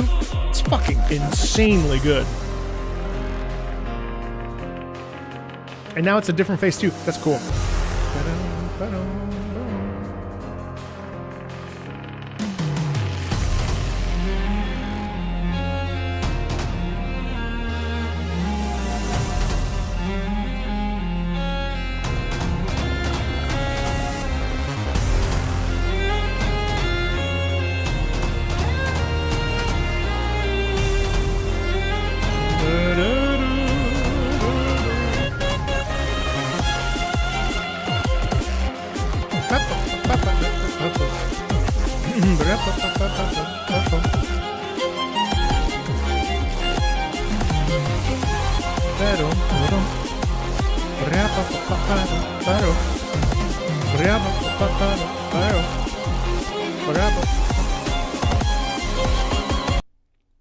Damn, I could listen to that a lot more. That's very cool. You know, I came under like a lot of random flack because in the Arlecchino theme, to be fair, no one said anything too egregious, but that was the downturn from when some of the Genshin community sort of started to take issue with me. But the that felt really out of place and really poorly done. Whereas like the Vita boss theme, that uses elements of all the stuff that also exists in the Arlecchino boss fight, but it's done so well to same with the Devouring Narwhal thing. I just didn't really care for that. I also think that style of music just doesn't really fit for like Genshin's aesthetic, whereas like Honkai Impact 3rd has always sort of led with that soundscape. And there's nothing wrong with experimenting and moving things in a different direction by all means, but I find that is just so satisfying to listen to. It's so good. This is the second time I've listened to that. I listen to so much stuff I just forget half the time. That shit was incredible. That alone made me want to play Honkai Impact 3rd again. That's cool. Probably not on stream ever, but I'm like debating it now because that shit was so good. You suggested it in January? Bro, that was like a year ago. My brain, like, it's like, I don't remember shit. I can't even remember what I ate for dinner yesterday. What did I eat? Pasta. Yeah. But now I've listened to it for the first time twice. So is it still a reaction? You lost 90 pounds since January? Wow. We do have an Excel sheet. I'm looking at it right now, but I just don't. Are you coming after me? I will come after you, Mystic Square. Pasta. How typical. Pfft. What did you eat last night? Starward Gaze, Song of Elysium from Pathfinder. Or you will become a cosmic liberator, a champion of freedom, choosing community, life, and love. Requires a Zata mythic path.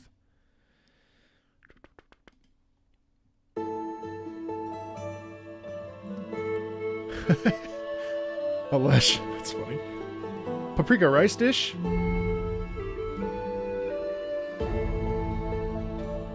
It's 4 a.m.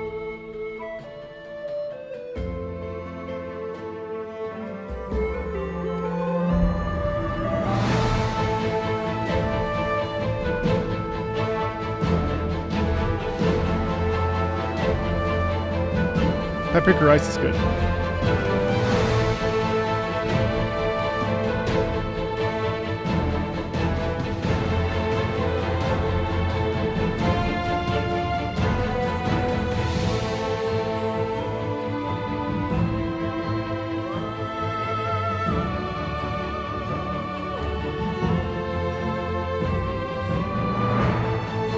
I need to do an ARPG episode. This Path of Fire music has been really wonderful to listen to. Or, sorry, not Path of Fire. That's Guild Wars 2. Path of the Righteous. Or Pathfinder, Wrath of the Righteous.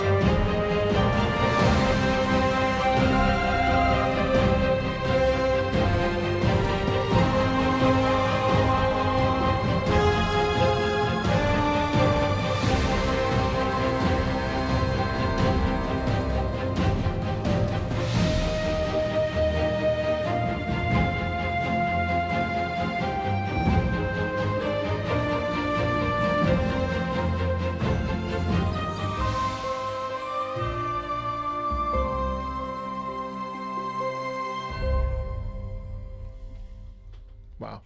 It's cool. They're just nice. They need to be featured somewhere.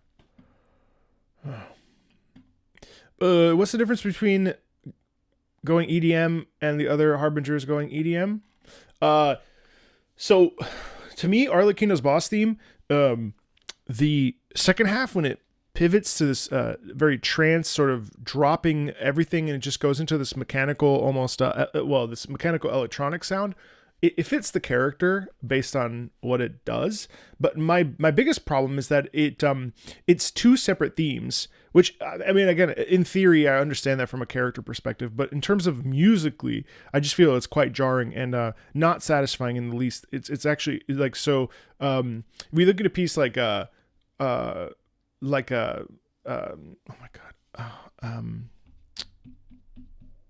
starting to forget characters. The Wanderer's theme, Scaramouche. What I like about that theme is that theme, the EDM, is actually sustained throughout it. And so you already know what to get because you're getting a mechanical quality in it. And so throughout of it, and that was the same thing with the Vita Boss theme there, is that we have the connection musically to the EDM. So the EDM actually enhances the experience rather than disrupting it. And then if there is a fat beats drop or what have you, it makes sense. The other reason I prefer Scaramouche over some of the other themes is that there's still a super classical emphasis, which has always been my draw to Genshin. And so now, well, at least with the Arlecchino boss theme, what we've done is we strip away we strip away anything that's orchestral in that back half, and what you land with is this theme that's it just feels like two distinct parts rather than one cohesive whole. And that's my big complaint with it. Regardless of, regardless of like story context, I felt that it just didn't work. But yeah, that was my perspective. All right.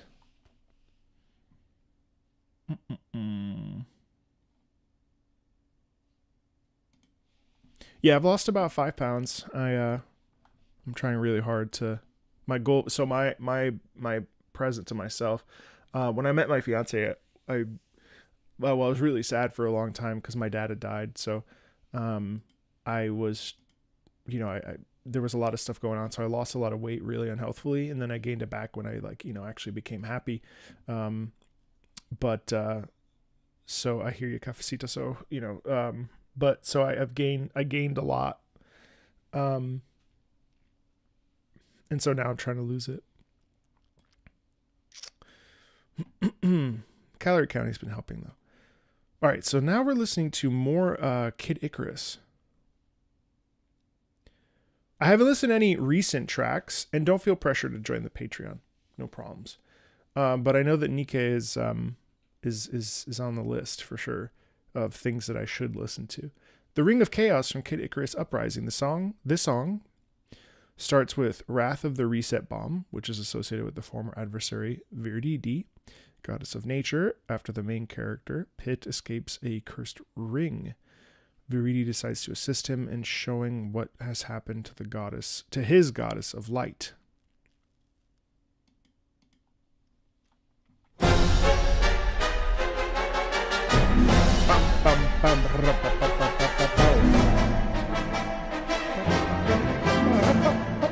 Oops.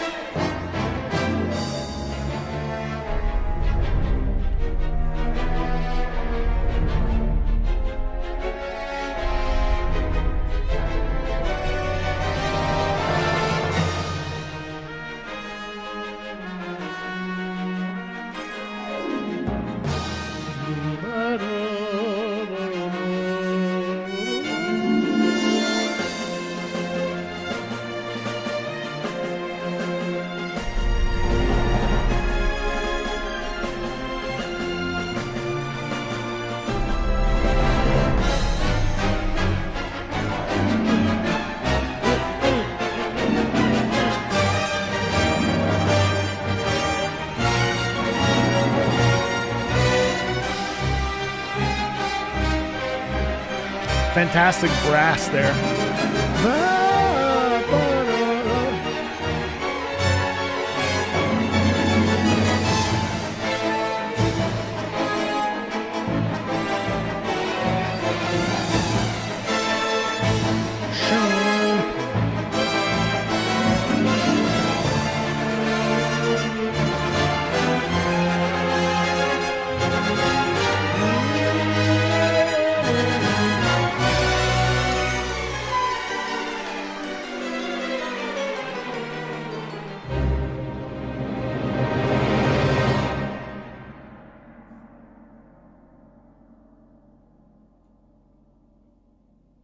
Is there more? Oh, nice pull over and then...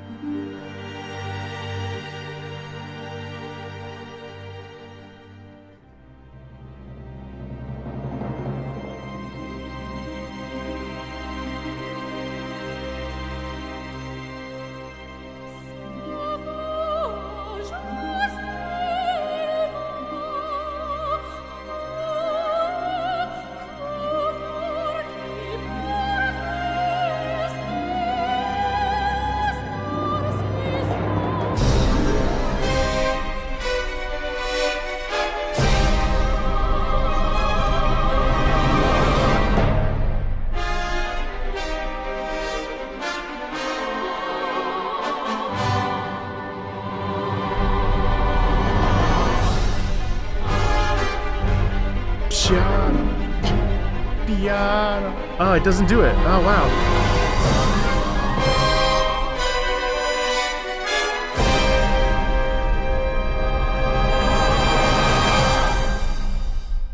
Fascinating. You know what that reminds me of? It reminds me of Ariadne of Naxos. That's terrific. Really unexpected female chorus there, especially with that harmony. But it reminds me of Ariadne. I think this is going to get me claimed, but I don't care. Where is it? Let's see.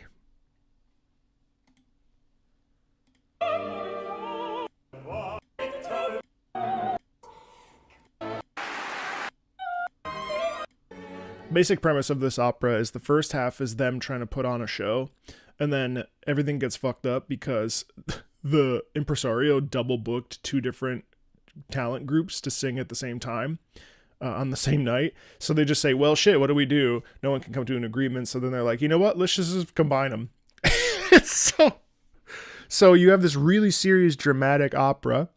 And then you have this comedy with, this is Commedia dell'arte Arlecchino style. And so they just mix and mash them. Actually, this is hilarious. We should watch it. I was really put off by it for a long time, but it's actually one of the most stunning pieces of operatic literature. Anyway, this is by Richard Strauss, Ariadne of Naxos, but check out how beautiful this is compared to what we just heard. Let me just find it. Right here.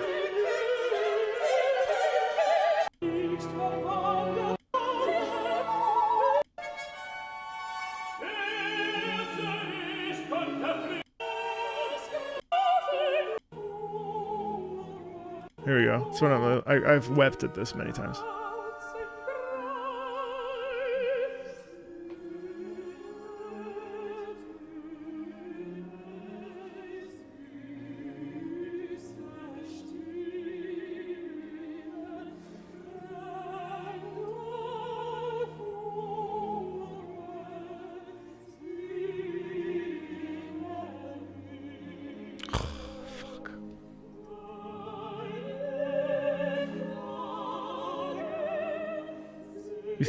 Harmonically, it's not dissimilar to fucking Kid Icarus.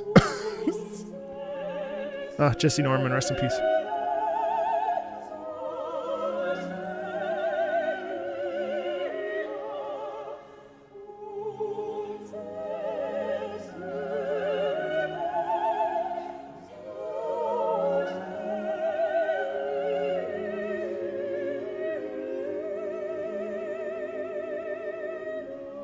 So good. And so harmonically, it's not dissimilar. And actually, it makes me think of this little corner.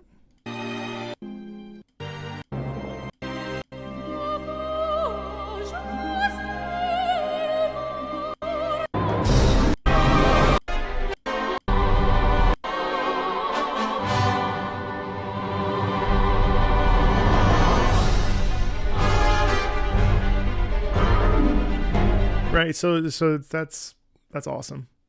That's awesome. Thank you. Thank you for that. Also, maybe I should find some time to sit down and watch that with you guys, because it's really funny, actually. It's in German, so the Germans can feel represented. This track plays during a pivotal cutscene. It was not released with the OST, as such it does not have an official name. Of the 2 fan titles it's been given, I prefer I Know You Can Hear Me from Astral Chain, untitled track, Fusing Into the Unknown. I'm picking this one because it seems like no one knows Astral Chain, and I know that people really love it, so...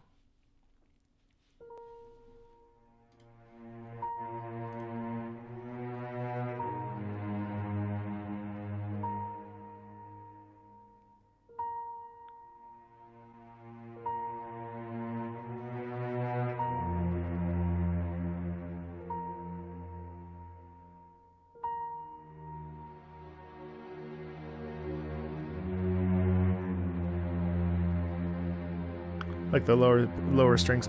I'm reading from our I'm reading from our Patreon Excel spreadsheet. That has such surprising amounts of heart.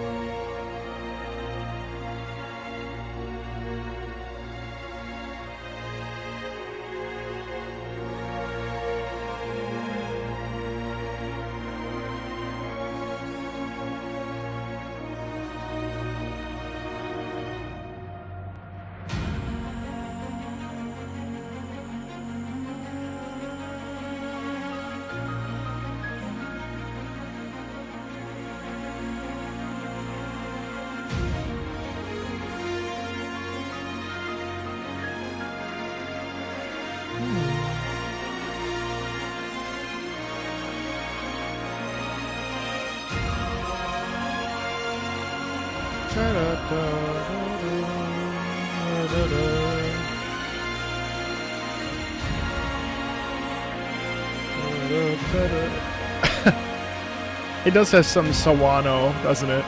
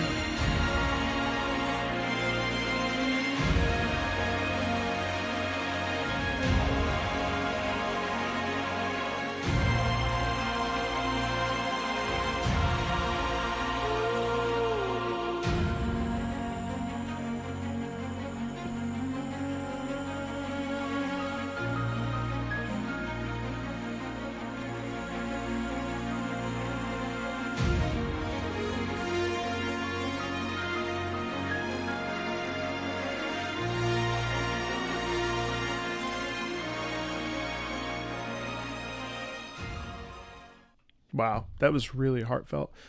I like how heartfelt that was. Really, really beautiful. And I also really appreciated how, like, it never allowed itself to go too, like, hamish, if that makes sense. Like, it didn't hit in the face, you know what I mean? Ooh! What do we got here? Ooh, Promise Reprise, an unforgettable melody that is iconically Silent Hill. Yeah, damn right. Unsettling and atmospheric. For comparison, if you're curious, here's the version from the remake. Well, I think I just did. Didn't I include Promise? I think I included True in my video. Let's listen to the original. It's fine.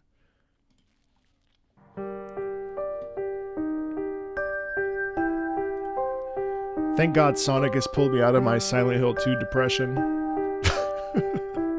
I found Sonic right at the time that I needed it most. I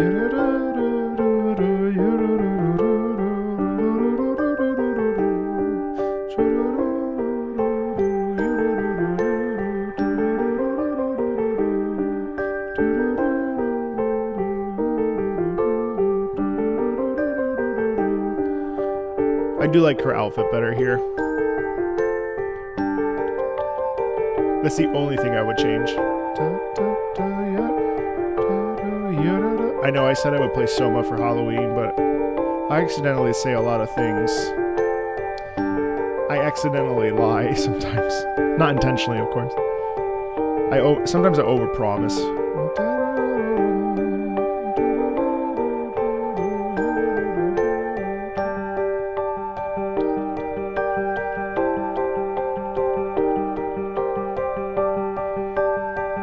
Well, I could, but we have to do the Halloween stream on Tuesday.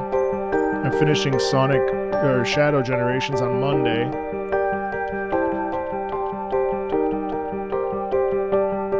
Wait, so Halloween's on Thursday? Oh, my dates are all messed up. No, you don't need to play. You don't need to play. Silent Hill is both depressing and scary. And no, you don't need to play the first one at all. In fact, I didn't. Oh, man, that's so good. I would say, if you've never played Silent Hill 2 and you're looking for an opportunity to do so, I think you should. You also have to be sensitive that the themes in there are. It's not just a horror game. The themes in there are very serious.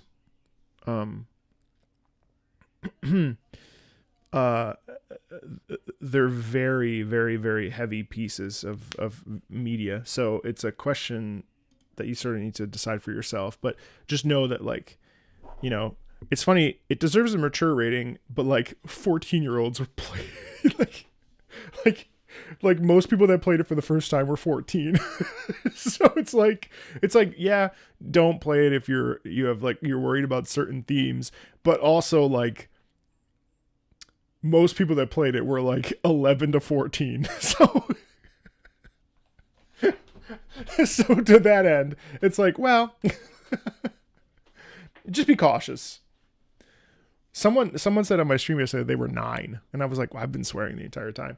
But then someone made a good point. It's like, well, they're breaking terms of service. Yeah, no, I know you're right. I'm not disagreeing with you.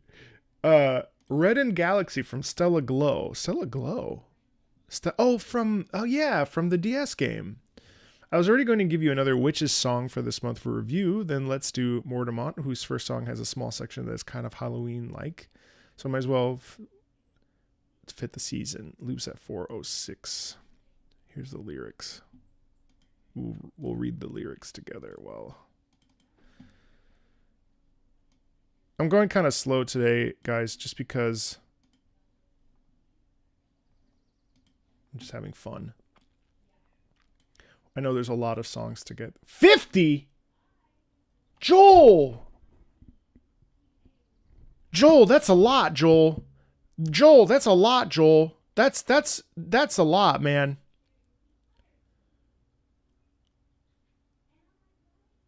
Joel, that's a lot, Joel. Joel, that's expensive, Joel. Jesus Christ. Joel, that's a lot.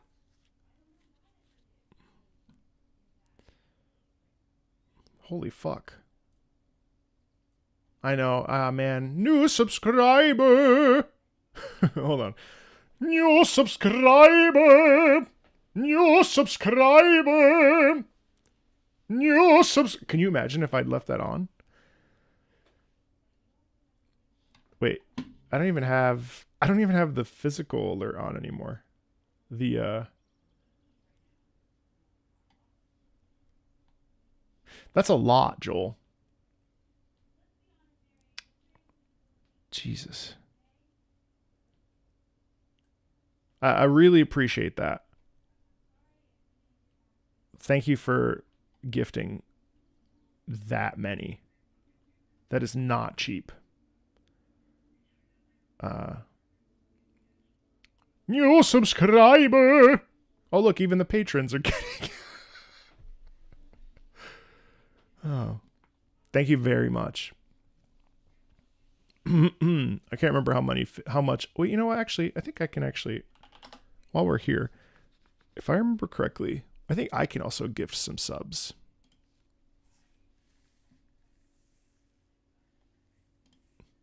Let's see.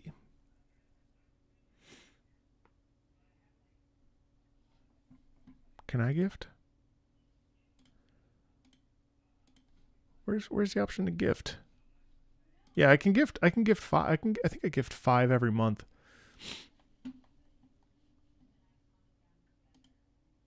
Yeah, here we go. Let's start a train, baby. Although mine are free. So, I mean.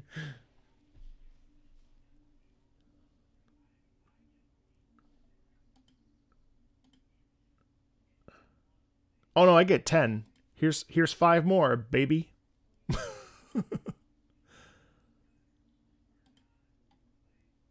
Jesus Christ, Joel. Oh, that's so much money, Joel.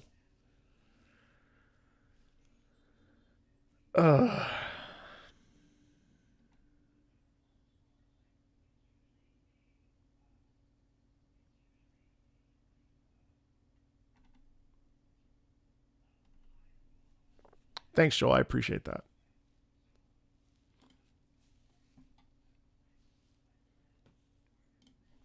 Thank you.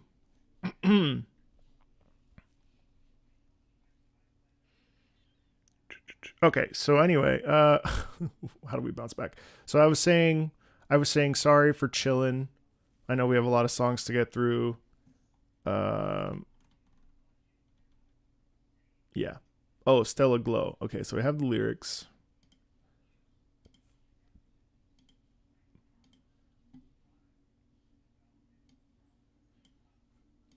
And again, normally I would stream for not only A, much later, but B, I don't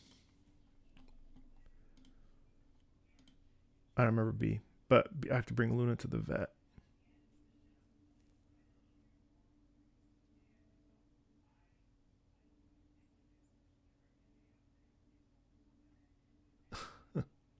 I know.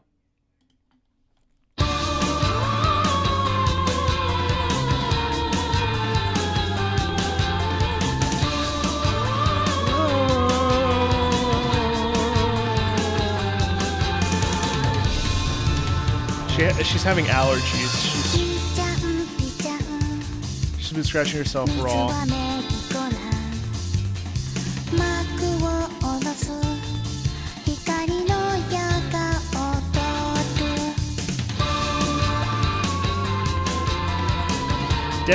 Definitely has a Halloween theme to it, doesn't it? Yeah, so we were gonna go tomorrow, but I just bumped it because she's miserable, so.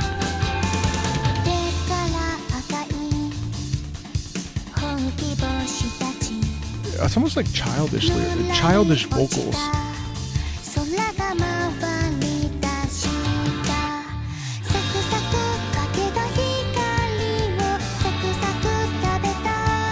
Saku saku.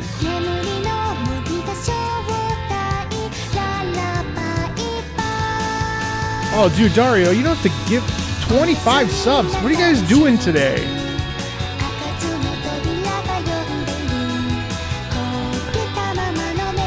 Thank you. It's not.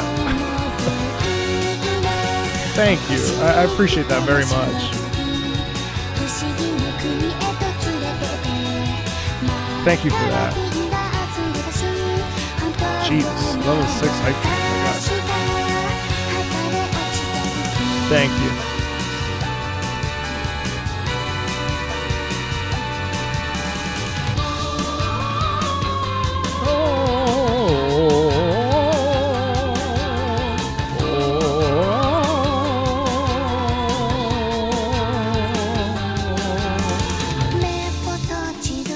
Nice harmony in there.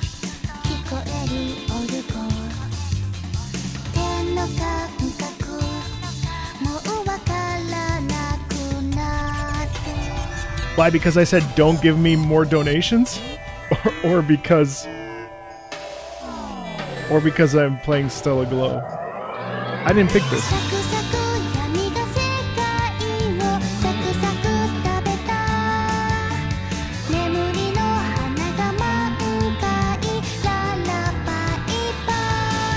I appreciate it either way. That's a lot of subs. You have to do that.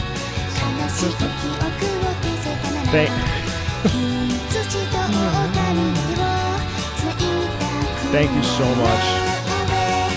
Classic, thank you for the 5 subs. 5 memberships. I appreciate that.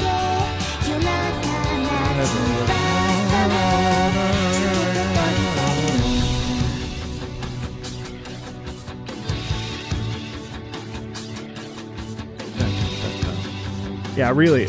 Honestly, this is the second Stella Glow I've listened to song that I really like.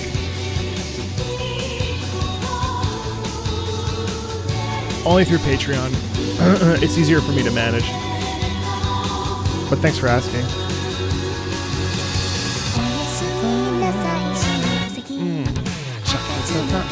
You don't have to do that. It's okay.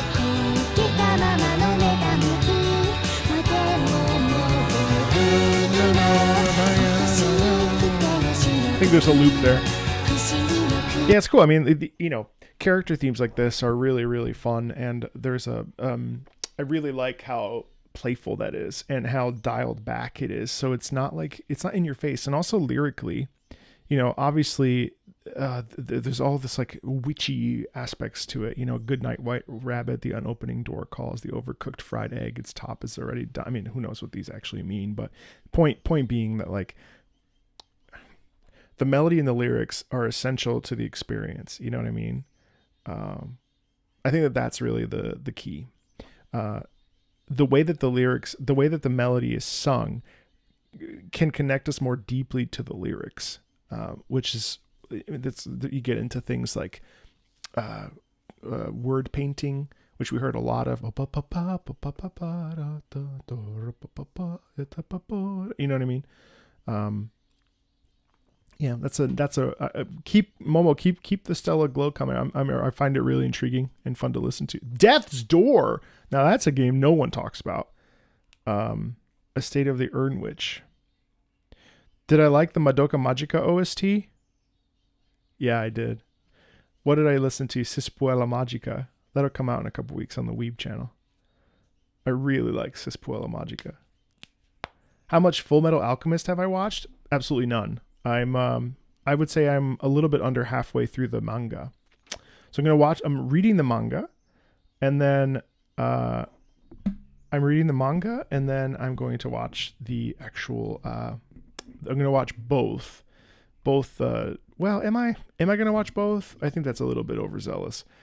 I'll probably just skip to Brotherhood 2003 because I've already read everything I've already read the thing that they gloss over in the, I don't think I can watch both realistically. Although I guess I could, but the problem again so one of the Patreon perks for $5 and up is that like you also get to watch those sort of watch along series. So I've been doing Attack on Titan and I'm doing that twice a week. I'm considering adding a Wednesday for Brotherhood, or for a Full Metal Alchemist, I should say, but I don't want to overtax myself because we have so many songs to get through here, and I just don't want to split my time up too hard because otherwise I won't be able to, balance. Never finished this game, and that's the thing, when people sign up for that $5 tier, it's like, I'm not like other like I have, one of my friends who's also a YouTuber who does the similar thing. He's watching like a new episode of a show every day, and that's what he does. And I can't do that. I just can't. All right, never finished this game, but this was a standout track for me. Soothing and spooky all at the same time. Death's Door, Estate of the Urn Witch.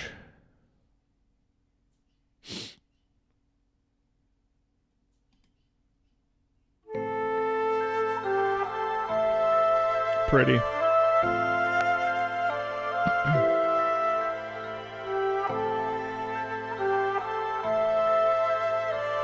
You should finish the game.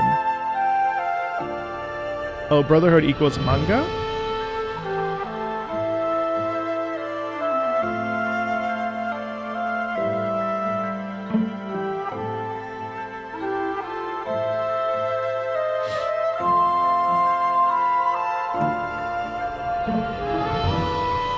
She's beautiful.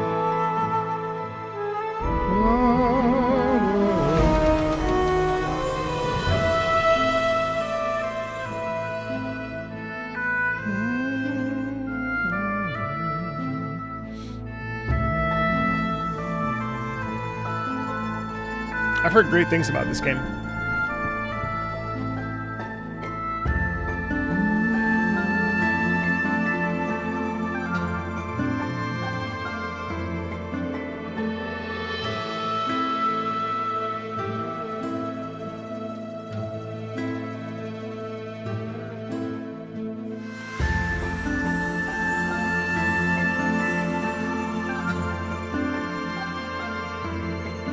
Okay, Aces. And Poisoned.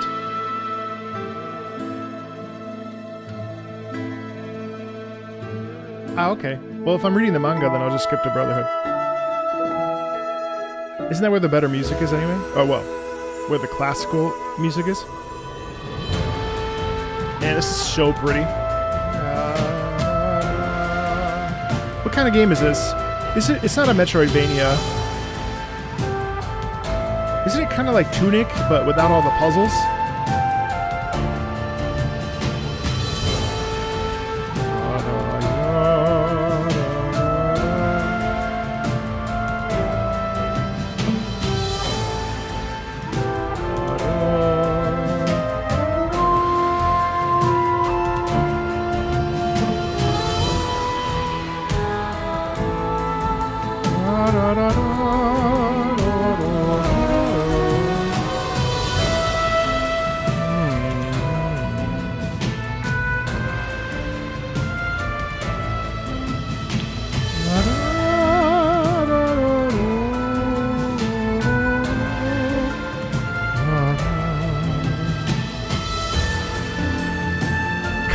So beautiful.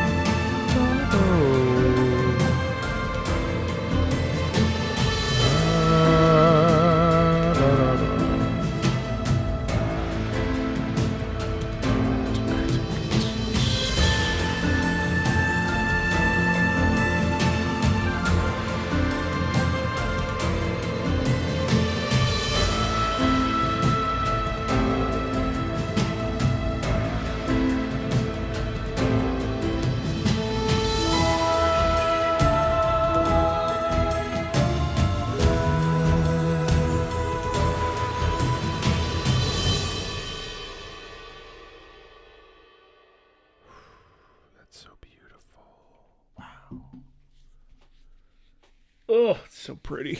Shit.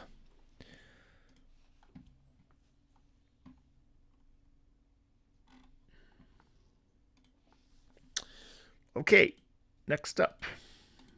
Did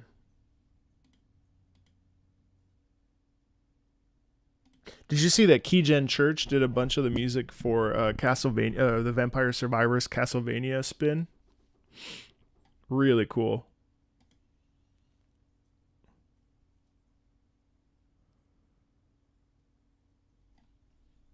Yep.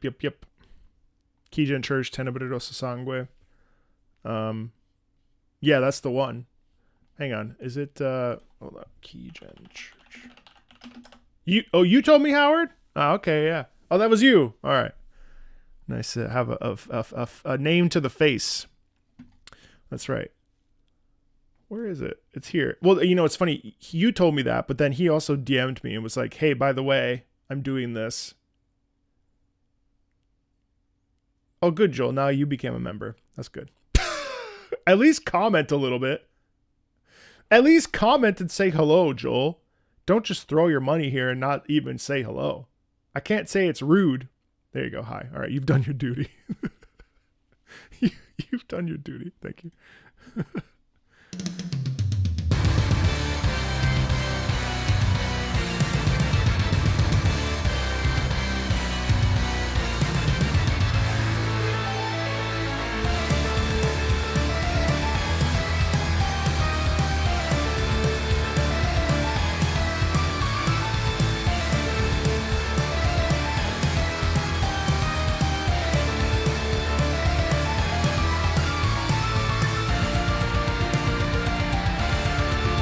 Anyway, that's not what we're here for, but that's something worth checking out. So that's can I just post link? Can I just, if you want to check that out later, that should have gone through. Yeah, it did.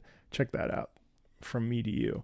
All right, let's check it out. Zav wants Endless Legend, Auriga's theme, title track to Endless Legend. I know you love several tracks from Endless Space. Oh yeah, and you may have heard of this, but was curious of your thoughts.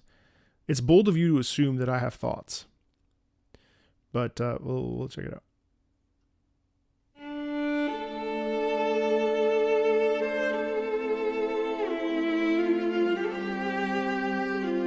Wow.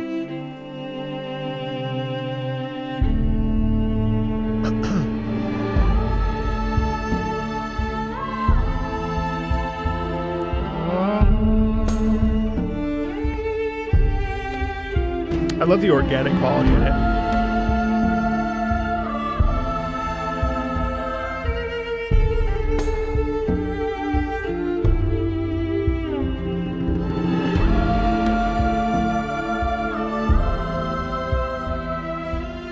I don't like when trailers don't tell you anything about the gameplay, though.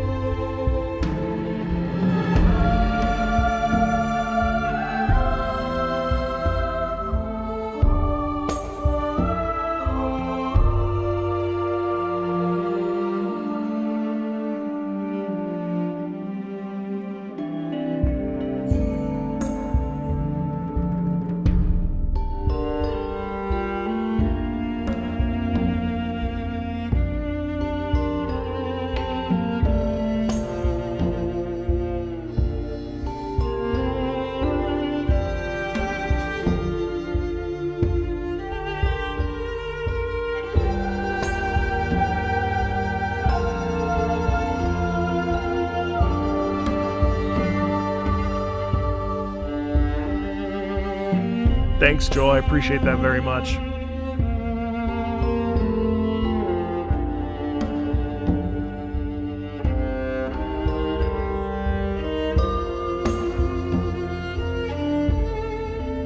It's interesting because it has a continuing flow of melody, doesn't it? But the melody's sort of buried. You think this is better than Civ? I've had a hard time getting into Civ.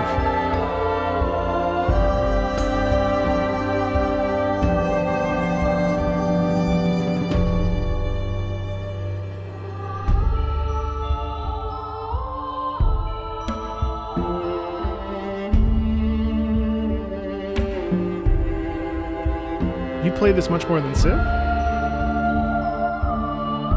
Oh, if it isn't Ivy.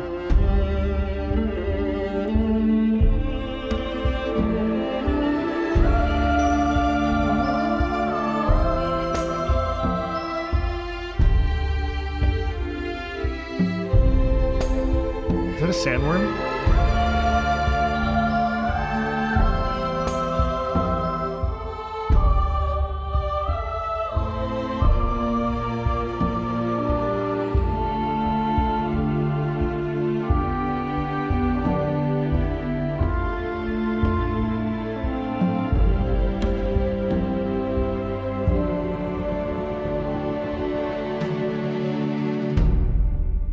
Beautiful theme. I mean, you know what I like about that is that, again, it doesn't like punch you in the face. It's really nice when songs don't do that.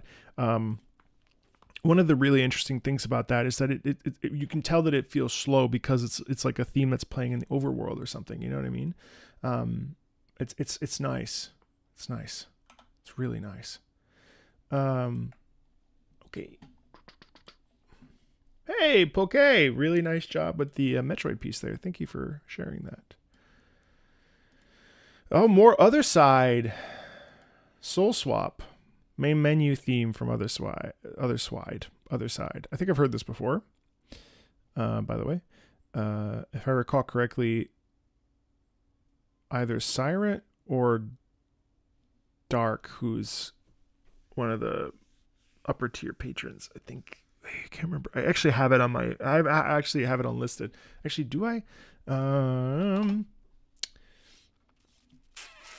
Other side. I have like 30 videos. So once I pivoted to,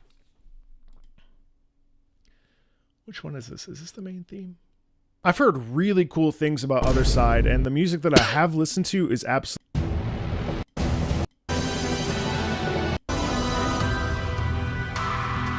All right, well, let's see if it's the same song. Anyway, when I pivoted to less individual videos, and actually I'll share with you why. So when I took my YouTube course, one of the things that I really got out of it was the fact that essentially when you have micro views on specific things, it can be quite insular, and it's actually not good for growth. Not that this is the only purpose, is not just growth, but growth is important.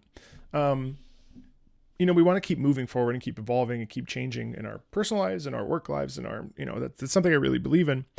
And so one of the aspects that I was talked about a lot, specifically with my channel, is that if I focus, there are ways to package something so that the delivery is seen not only by a wider audience, but also is actually, it supports itself and then other pieces as well.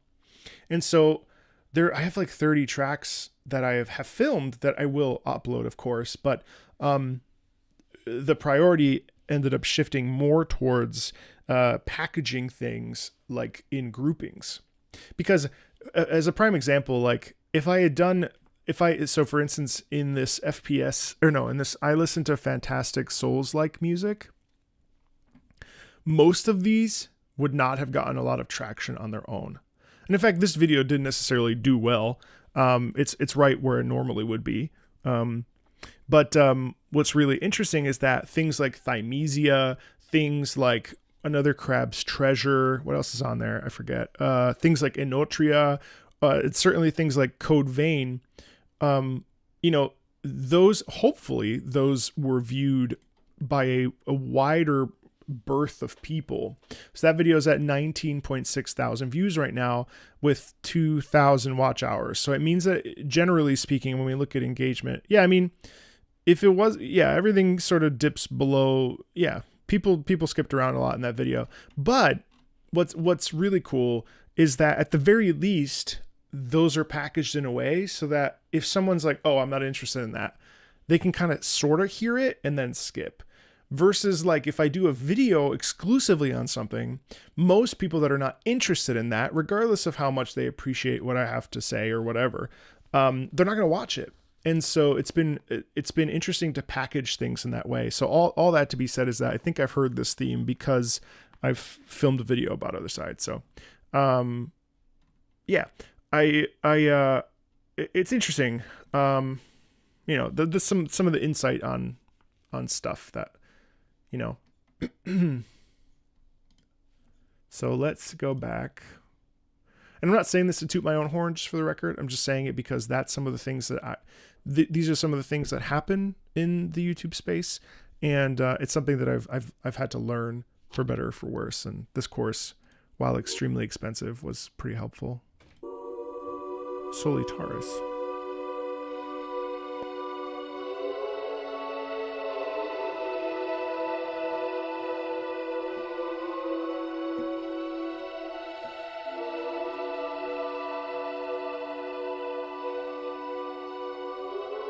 Wow, that's gorgeous. I will say, this soundtrack has consistently impressed me with how good it is and how deep it is. I'm laying down in a dark world.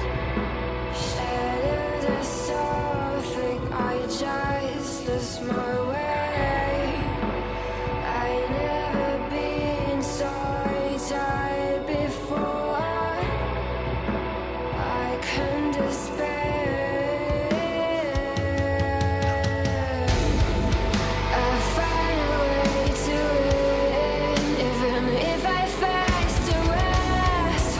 I swear my mind is burning. I'm begging you to help me, 'cause I'll talk about Sonic in a second. I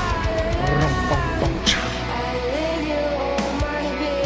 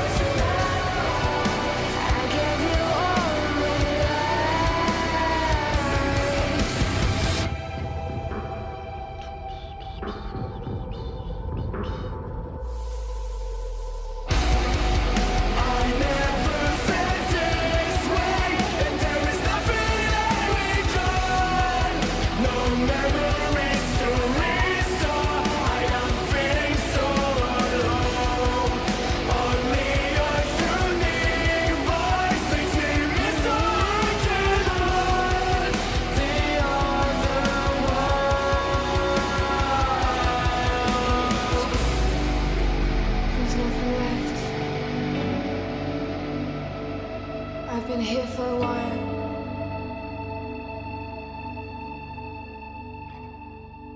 Damn. There's nothing here, Insanely sick. nothing to see. This really appeals to me, actually, compared to a lot of other stuff like pseudo 2000s, like pop punk stuff. This really, like, White, is really satisfying to listen no to. black, no red. Not really But this is not something I would have listened to in 2000. Whereas now, yeah, power prog, I would absolutely listen to this now, and it feels really good to listen to. It's weird how tastes shift.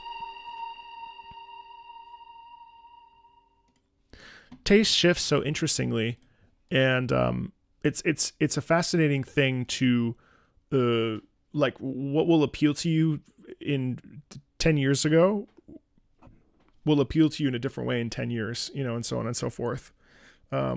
It's really crazy because, like, I mean, especially like, I don't know, like that sounded like stuff that I would listen to in high school, you know what I mean? And now it's much more, I don't know, it hits in a different way. So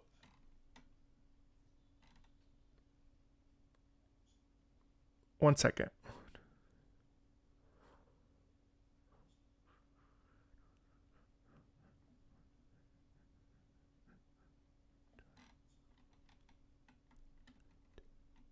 Hold on.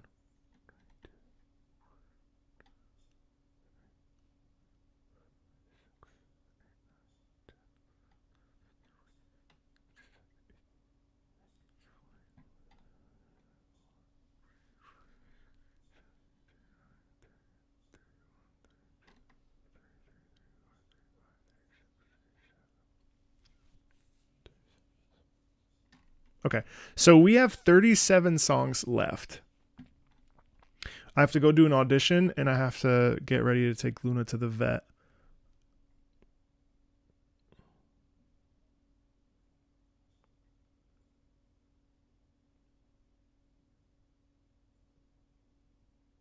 I'm trying to think about how I want to do this. What I think we do, push pause here. And then looking forward, let me just take a look at the calendar. The 28th. Okay, so the 28th. Sorry. I'm just going to do this with you. The 28th is Shadow Generations. Halloween itself, we won't stream. 29th is our Halloween music stream. That will be consisting of public suggestions and Patreon suggestions in the spin wheel. The first is technically supposed to be for November, but I'm behind. Let's see.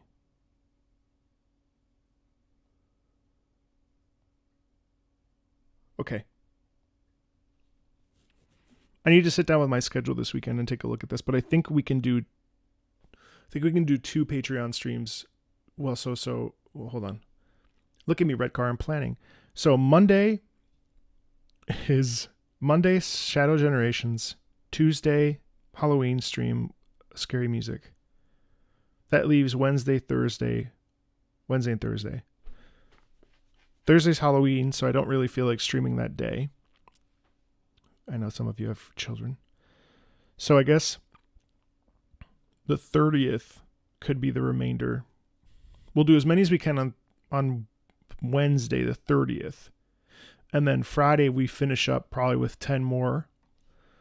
And then skip over to November. Because I want to get back on track with November. Okay. All right, is that clear as mud? 28th, Sonic Generations. 29th, Halloween stream. Thursday, continue Patreon stream. Friday, Patreon stream. And then I have to do more public ones of these because I want to make sure that everyone feels heard. Okay. Yeah, I think that's the plan. As always, thanks a ton for today was really incredible. Subscriptions, memberships, those are not necessary. I appreciate them. I feel very blessed that I have Patreon that supports the channel. Helps me pay for my editor and stuff. We're finally getting to a point where I'm also able to have some of that money, which is quite nice. But obviously that money, I had to take on another editor for the Weeb channel as well. So, that's not as expensive, so it's okay. But, just thank you for supporting the channel and for supporting me predominantly. I mean, like without you, the patrons, the channel would pretty much cease to exist in terms of like being able to, I don't have to do everything myself, which would be terrible. So I appreciate that. And of course, those of you that are not on Patreon, never feel obligated. I feel very grateful that you've subscribed to the channel, believe in what I'm saying, believe in the power of music. Like that stuff's really important. And without subscribers, there is no channel. There's not even a Patreon. So, I mean, I'm really honestly grateful as always. We'll just keep going. If for some reason this becomes a little bit overwhelming, we will find a different way to make this work so that those of you that are, paying for this experience of hanging out and listening to good music and discovering new stuff, we'll find a way to make it work as always. So I really genuinely appreciate that. And, I appreciate your support. So I'll let you go here. I will see you Monday for Shadow Generations, Tuesday for the Halloween stream that will be public and a mixture of both private Patreon suggestions and public suggestions. Wednesday we'll continue where we left off here, which was at was Old North Eagle, number 78. And then we'll see where we land for Friday for November 1st, and that will be another Patreon live stream. All right, everybody. Thanks a ton. I really appreciate you. See you later. Bye. Thank you.